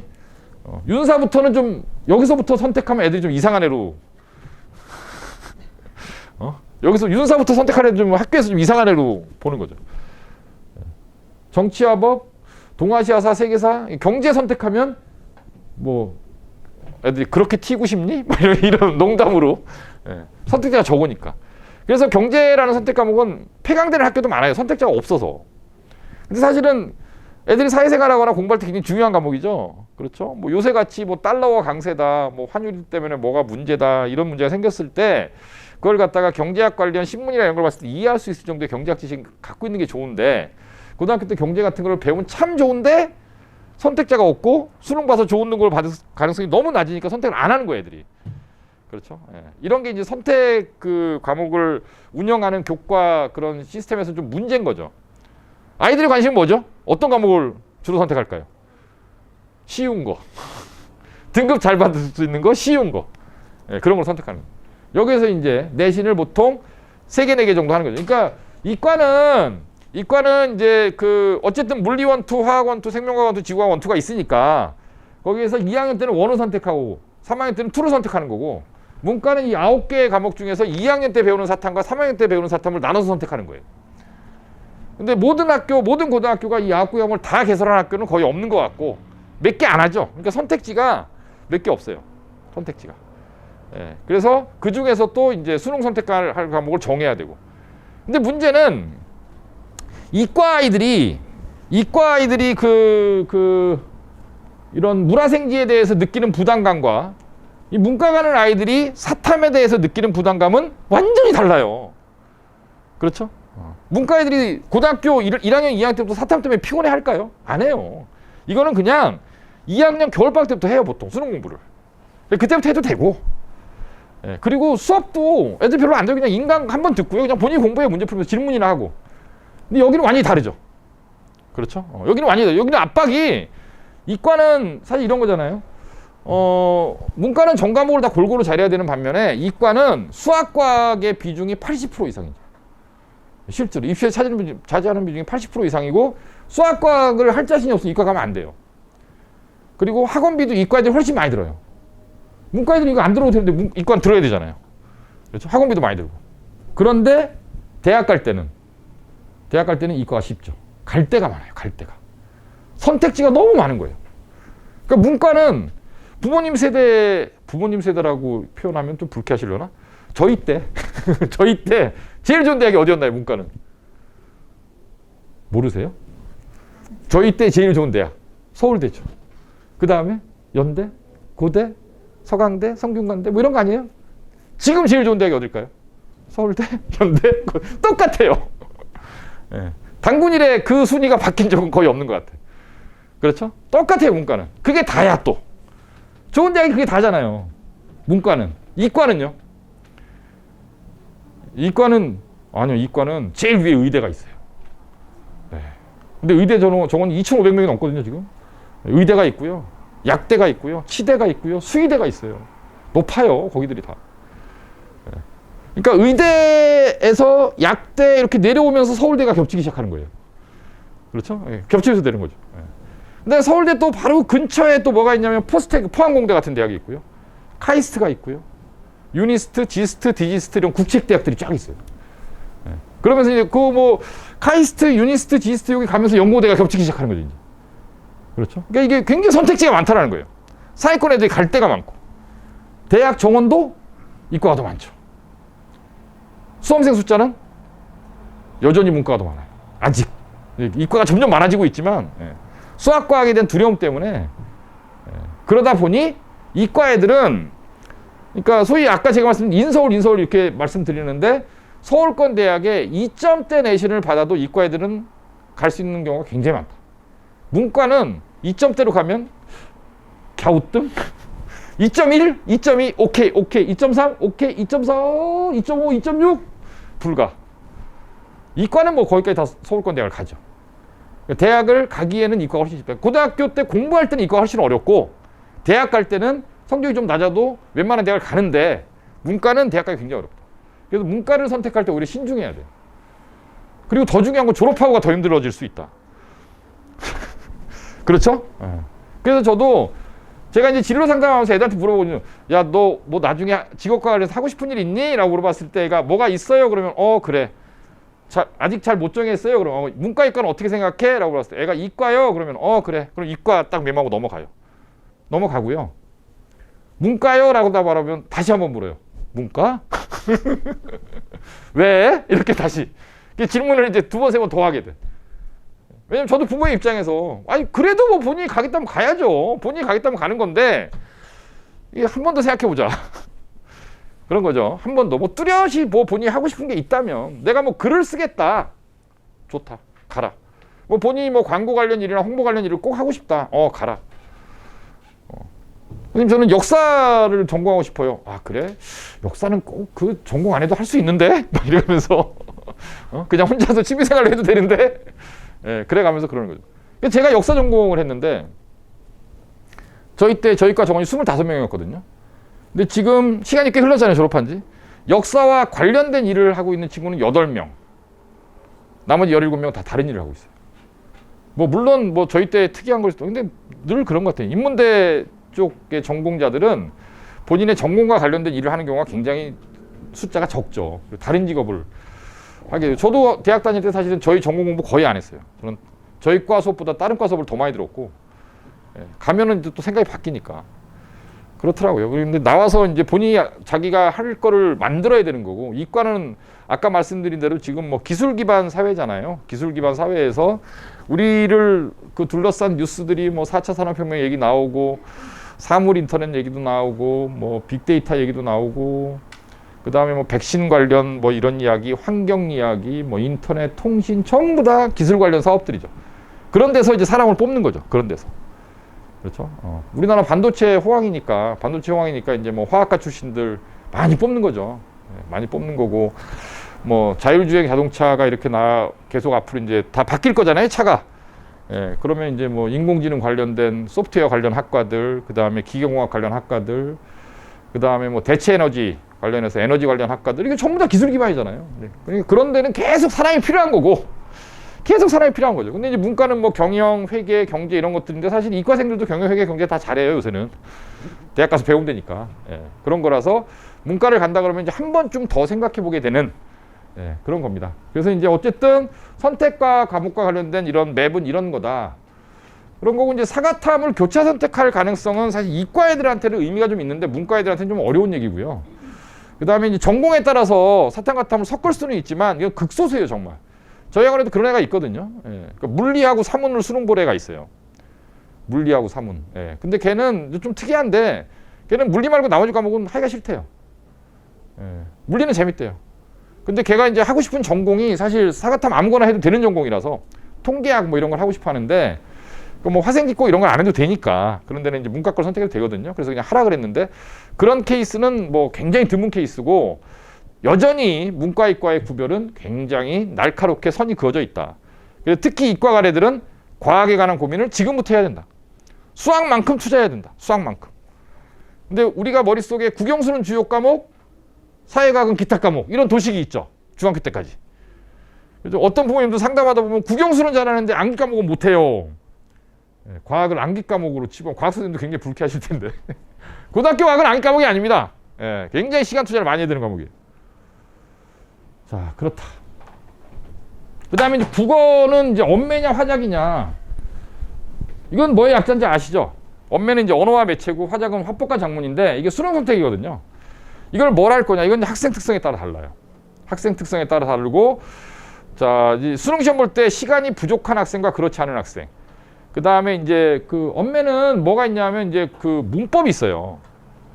언어라는 영역 안에 문법이 들어있어서 어렵거든요. 화작은 대신 이제 언매는 좀 시간이 좀 덜 걸리고 푸는데, 화작은 좀 쉬운 대신에 푸는데 좀 시간이 많이 걸려. 읽어야 될 게 좀 많고 뭐 이런 게 있고, 언매는 이제 한번 공부해서 해놓으면 잘 안 떨어지고 그런 특성이 있습니다. 이거는 그래서 지금 당장 정할 필요는 없고요. 나중에 모의고사 봐가면서 이렇게 국어도 선택을 하면 되고, 자, 수학은 미적이냐 기하냐 확통이냐, 이것도 굉장히 크리티컬한 문제입니다. 굉장히. 이과 아이들은 할 수 있으면 미적을 하는 게 제일 좋죠, 사실. 할 수 있으면. 근데 이제 그 미적은 장점은 그 수능 과목이 수원, 수투, 미적이다 그러면은 사실 수투도 미적이라서 수투와 미적을 연계 학습을 할 수 있다는 그런 장점이 있고, 그렇죠? 근데 이제 미적은 양이 많아요.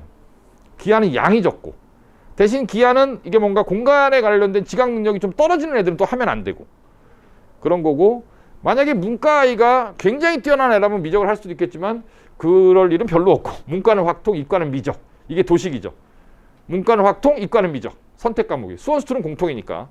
그런데 경우에 따라서는 기하를 하는 것도 고려해 볼 수 있다. 그래서 일부는 기하. 그런데 이과를 갈 건데 얘는 상위 등급을 맞기가 어렵다.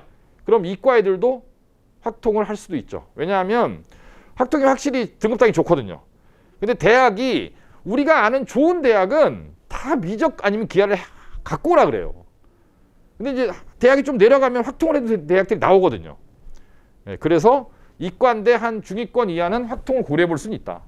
그런 겁니다. 이것도 선택 과목의 문제는, 이것도 이제 고2 때부터 고민해야죠. 지금 당장은 이건 고민할 필요 없고, 저희가 저희 학원에 이제 미적을 제일 빨리, 미적은 학교에서는 고3 때 배워요. 학교에서는 고3 때 배우는데, 저희가 제일 빨리 들어가는 애들은 이번 겨울방학 때도 고1 애들. 그러니까 지금 예비고려 애들 1년 선배들. 걔네들이 미적을 들어가거든요. 예.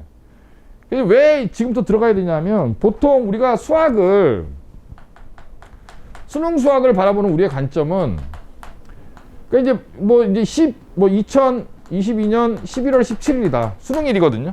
1등급 또는 2등급을 맞춰야 된다. 그러면 이제 시험 범위가 이제 수원, 수투, 미적 이렇게 있잖아요. 그러면 수능 보기 전에 보통 아이들이 이걸 몇 바퀴 하냐면 5회독? 제가 아까 몇 바퀴 돌리냐. 최소 이제 5회독 정도를 합니다. 그러니까 수원을 한 5번 정도 하고 수투를 5번 정도 하고 미적을 5번 정도 하는데 5번을 하려면 아까 미적을 학교에서 언제 배운다고 제가 말씀드렸죠? 3학년 때. 근데 3학년 1학기 때 처음 배우는 거예요, 학교에서. 근데 3학년 1학기가 딱 끝나면 수능까지 100일 정도 남거든요. 그럼 5바퀴를 못 하잖아요. 그렇죠? 그래서 가끔 이렇게 뭐 선행학습이 의미가 없고 선행학습을 금지해야 되고 이런 기사 같은 게 나오면 저는 보면 약간 어이가 없어요. 아니, 대학을 가야 되는데 미적을 수능에서 봐야 돼. 근데 다른 애들은 5바퀴 하고 와. 근데 얘 보고 선행하지 말라 그러고. 학교에서 학교 공부를 충분히 할 수 있다? 그럼 대학까지 말란 얘기예요, 그거는. 문제는 그렇게 출제를 안 하기 때문에. 그래서 이제 5회독 정도를 하려 그러면 적어도 고등학교 1학년 겨울방학이나 고등학교 2학년 여름 정도부터는 출발을 해야 이 5바퀴를 돌 시간이 나오는 거예요. 학교 내신도 해가면서 해야 되니까. 그런 거거든요. 그 5바퀴를 뭐 똑같은 걸 하는 건 아니고 점점 더 어려운 걸 가르치는 거죠. 그래서 이 수학 관련 이런 맵을 짜는 것도 물론 학생들마다 다 달라요. 선택 과목이 다르기 때문에. 그리고 아이 수준도 다르고, 그 다음에 지금 내신에 그 내신 대비를 하는데 아이한테 필요한 시간도 다르기 때문에 다 다르다. 그래서 이런 맵을 학생별로 다 짜놓고요. 계속 수정하는 거죠. 잘하면 또 땡겨주고, 이거 문제가 생기다 그러면 좀 천천히 가자라고 해주고 계속. 그러니까 정말 손이 많이 가요. 대학 한 명 보내는 게 참 손이 많이 갑니다. 예. 그래서 이런 사실 많은 아이들을 할 수 없는 이유도 이런 거죠. 저희가 뭐 한 학년을 보통 한 뭐 많으면 80명, 적으면 한 60명 이 정도 하거든요. 한 학년은. 예. 그 정도밖에 못 해요. 그 이상은 수용도 안 되고.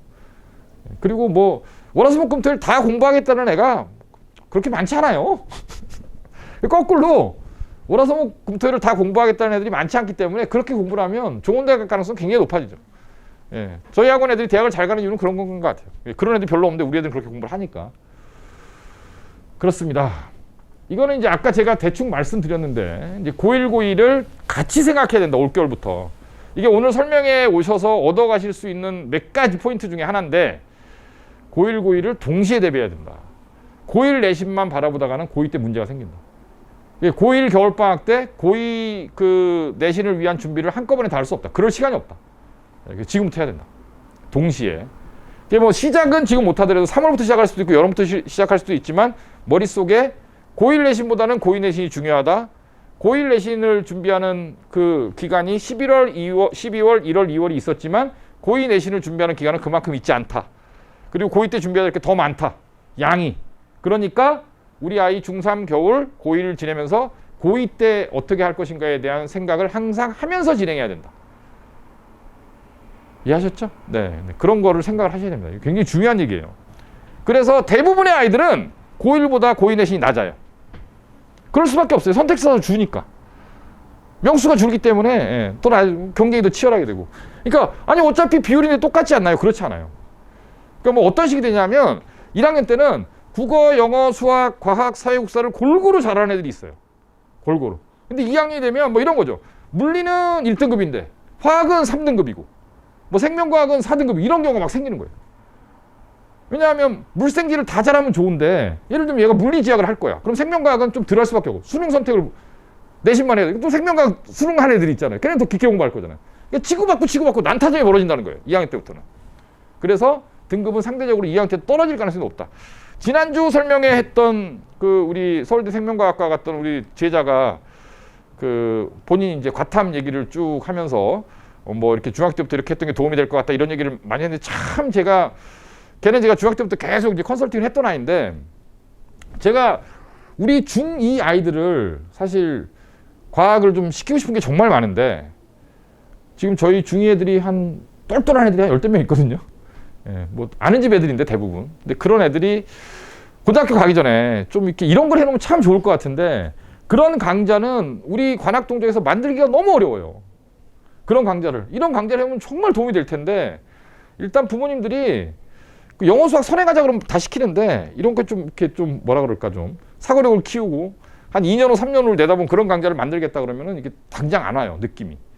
이거 설득하기가 힘들어요 일단. 그리고 그런 과목을 그런 수업을 할 수 있는 선생님들 또 이렇게 모셔오기도 쉽지가 않고 누군지는 아는데 수업을 시키기가 쉽지가 않은 거죠. 그런 선생님들이 계신데 그래서 중학교 때 사실은 과학 같은 거를 좀 많이 해놓고 올라오면 참 좋은데 우리나라의 그 중학교 내신 과학은 일종의 암과목처럼 돼 있고요. 근데 그거 해갖고 고등학교 과학을 공부하는데 그게 크게 도움은 안 되는 것 같아요. 예, 그래서 어쨌든 이과 특히 이과 갈 애들은 고등학교 2학년 때 벌어지는 상황에 대해서 미리 대비하는 게 굉장히 중요하다 이런 얘기를 드리고 싶고 이게 이제 저희가 개강하는 그 더 체인지 프로젝트라는 과정인데 그 변화 아까 제가 말씀드렸죠 이제 변화의 방향성 이제 학습 체력 제가 요번 세 번째 설명인데 지난번 두 번째도 이 말씀 드렸거든요. 학생들이 오면 제가 학생 설명을 하면서 하는 말이 야 내가 오늘 너희들한테 좋은 걸 하나 가르쳐 줄게. 사람이 월화수목금토일 다 공부해도 절대 안 죽는다. 너희들 몸에 아무런 문제도 생기지 않는다. 그걸 깨닫게 하는 거죠. 매일 공부해도 안 이상하다. 이게 상시학습이라 그러죠. 중학교 때는 사실 시험 기간에만 열심히 하는 그런 경향이 있잖아요. 이게 상시학습을 하는 것이 굉장히 중요한데 학습 체력을 키우는 거죠. 지금부터. 변화의 방향성. 그 다음에 아까 말씀드린 이제 학생이 입시 전문가가 돼야 된다는 거. 굉장히 중요한 겁니다. 이게 엄마가 할 수 있는 일이 아니다. 애가 바뀌어야 된다. 애가. 그런 거죠. 그 다음에 이제 아까 말씀드린 이 과목을 왜 내가 이렇게 공부해야 되는가를 이해하고 본인이 로드맵을 설계할 수 있는 아이로 바꿔내는 것. 이게 저희가 7주 과정 동안에 이제 학생 설명 같은 걸 하면서 그 진행하는 그 내용이에요. 그런 거고 이제 스케줄은 이런 거죠. 언제 오느냐 학원을 학교 끝나고 바로 옵니다. 1시에 끝나면 1시 반까지 2시에 끝나면 2시 반까지 그러면 저희가 이제 어떻게 아느냐 하면 저희 그 스텝 중에 한 분이 그런 거를 매일매일 조사를 해요. 상현중학교에 전화해서 내일 몇 시에 끝나나요? 상도중학교 내일 몇 시에 끝나나요? 구암중학교 전화해서 몇 시에 끝나요? 미성중학교 몇 시에 끝나나요? 무정여중 몇 시에 끝나나요? 다 조사해요. 그래서 애들 톡방이 있거든요. 쫙 올려요. 문영여중은 2시 반 등원. 상도중은 1시 반 등원. 쫙 올려요. 그러면 딱 오는 거죠. 근데 꼭 지네들끼리 또 짜요. 야 오늘 몇 시에 끝났자 그러자. 근데 꼭 배신자가 나와. 꼭 일찍 와. 한 명이. 그럼 이제 걸리는 거죠 나머지는. 체험활동 같은 거 가면 꼭 문제가 생기지. 그러니까 뭐 주로 이제 저런 데잖아요. 뭐 무슨 롯데월드 이런 데 가거든요 한 번씩. 근데 애들 입장에서는 그 자유이용권을 끌어놓고 그거를 타고 싶은 건 많은데 학원은 가야겠고. 매년 벌어지는 일인데 자유이용권은 네가 대학 가도 계속 그런 시스템은 존재한다. 걱정하지 마라. 빨리 와라. 쓸데없는 소리 하지 말고. 선생님들은 보통 점심 먹이고 알아서 놀으라 그러고 보통 그냥 다 가시잖아요. 그럼 그때부터 와도 되는 거죠. 빨리 부르죠. 빨리. 빨리 부르고 막 선생님들 야단치고 막 그러죠. 토요일 날도 아침에 8시 50분에 부릅니다. 8시 50분에 부르고 저녁 먹기 전에 끝나요. 끝나는데 아까 말씀드린 것처럼 과제가 안 돼 있으면 더 하는 거고 일요일 날도 원래는 안 나오는 건데 아까 제가 원래 그래야 되는 건 아무것도 없다. 일요일 날 공부하면 어때요? 그죠? 저도 일요일 날 항상 출근해요. 일찍 나와서 애들 상담하고 좋습니다. 아주. 일요일 오전 공부가 끝내줘요. 아주. 효율도 살고 뭔가 좀 시원한 느낌? 그리고 이게 밤 공부는 막 12시, 1시 막 공부하다 보면 순식간에 2시, 3시 막 이렇게 되는데 아침 공부는 주말 아침에 공부를 딱 일요일 아침에 딱 9시 공부를 시작하잖아요. 굉장히 공부 오래 한 것 같은데 11시밖에 안 됐어요. 아주 그 느낌이 좋아요. 그래서 아이들한테 이런 거 알려주는 거예요. 그 신선함, 상쾌함, 일요일 아침만 느낄 수 있는 그런 것도 한번 같이 느껴보자 이러면서 이게 농담이 아닌데 다 웃으시네. 이게 실제로 저희가 그렇게 하는 건데 그렇게 하는 겁니다. 그래서 이제 매일 과제 검사하고 국어 영어도 이제 매일 해야 되는 게 있어요. 매일 일과제라 그러죠. 매일 해야 되는 게 있고 매주 주간 테스트 토요일 아침 8시 50분에 오면 바로 시험이에요. 8시 50분에 시험 시작이에요. 9시가 아닙니다. 8시 50분이에요. 시험 시작. 그 다음에 밥 먹고 애들 선생님들이 인솔에 가서 이제 저녁 먹이고 그런 거죠. 집이 아주 가까운 애들은 집에 가서 먹고 와도 되는데 이제 보통 다 머니까 저희가 저녁 시간을 보통 25분, 30분밖에 안 주거든요. 그러니까 어디 식당 가서 뭐 자리 잡고 뭐 주문하고 이럴 시간 없어요. 식당에 가면 밥 다 돼 있고요. 잘 먹입니다. 선생님들이 같이 가서 같이 먹고 가르치는 예비고로 선생님들이 그런 식으로 이제 진행이 되는 거죠. 그렇게 해서 이제 개강은 이제 12일인데 아까 말씀드린 대로 이미 이제 들어올 애들은 다 들어와 있고 이미 수업은 다 시작했고 기말고사 끝났는데 놀 이유가 전혀 없잖아요. 그렇죠? 이제 어저께 상담했던 학생도 그 학생이 이제 그 위에 아이가 저희 학원을 다녔어요. 그래서 이제 대학을 잘 갔는데 동생을 데리고 왔죠. 근데 동생은 언니보다 훨씬 착하더라고 얘가. 그래서 어저께 상담하고 내일부터 와 공부하자 그랬더니 얘가 가만히 있는 거예요. 왜? 안 돼? 그랬더니 엄마가 얘가 12일 날 개강인 줄 알고 그때까지 스케줄을 다 짜놨다는 거예요. 예. 그래갖고 내가 그건 좀 아닌 것 같다. 그래서 금, 토, 일 정도 놀고 월요일부터 오는 걸로 수정해라. 그리고 확정되면 전화해라. 전화 안 오네 오늘까지. 아이들은 그렇죠. 기말 끝나면 며칠 놀고 싶어 하죠. 예. 근데 뭐 애들마다 상황이 다른 거니까. 근데 이게 지금 이제 오늘도 이제 그 한 학생이 왔는데 걔도 이제 오늘 시험 끝나고 오늘 왔거든요. 걔가 나노중학교인가? 근데 걔가 이제 예를 들면 수학화가 좀 비어 있어요. 하긴 했는데. 그러니까 뭐 집합이 있고 명제가 있고 함수가 있고 유무리 함수가 있고 경우에서 순열 조합이 있는데 입학고사를 딱 보면 명제 파트, 절대부등식 파트가 비어 있고 뭐 역함수, 합성함수가 비어 있고 순열 조합이 비어 있다. 그러면 지금부터 개강하기 전까지 오늘 4일이잖아요. 개강하기 전까지 지금 한 일주일 있잖아요. 그럼 일주일 동안 하루에 100개씩 700개를 풀릴 수 있어요. 그럼 수학화에서 펑크라는 걸 다 채울 수 있어요. 하루에 100개 풀거든요. 하루 종일 풀는데 왜 풀어? 학교 다 노는데 요새. 예. 그래서 보통 이제 학원 그 중학교 3학년 학교 다니면서 학원 다니면서 막 3개월씩 학원 다니면서 배우는 것들을 사실 왜냐하면 학교 그 내신이랑 같이 해야 되잖아요. 중학교 내신이랑 같이 해야 되는 거를 사실 지금 한 열흘 내지 일주일 동안에 하루에 100개씩 700개를 다 풀릴 수 있는 시간이에요. 그러니까 굳이 10일까지 기다릴 이유가 없는 거예요. 당장 하면 돼요. 그렇죠? 제가 보는 관점은 이런 거고 학생들은 아직 어리니까 그래도 기말고사 끝났는데 좀 놀고 그리고 그렇게 가족여행들을 많이 가요 요새. 뭐 무슨 언제 빠지고 언제 빠지고 언제 빠지고 뭐 근데 그거를 갖다가 또 그 심정도 이해가 가잖아요. 이제 부모님 입장에서는 우리 이쁜 아들 딸하고 저기 고등학교 가기 전에 그죠? 바람 한번 쐬르고 오고 싶은데 지금 학교에서 별로 하는 것도 없으니까 그 체험학습 거 내고 그냥 갔다 오는 거죠. 그래서 뭐 4일 근데 저희는 미치죠. 3일 빠지고 4일 빠지고 보충 문제다 이거. 진도로 계속 나가는데 여러 가지 상황이 있지만 요는 이제 빨리빨리 와서 빨리빨리 시작하는 게 좋고 저희도 한꺼번에 오면 아이들 상담하고 이럴 시간이 너무 부족하기 때문에 학생이 한 명 오면 이렇게 만나야 되잖아요. 다 이렇게 챙겨봐야 되고 저도 지금 내려가서 이제 아이들 또 가르칠 거거든요.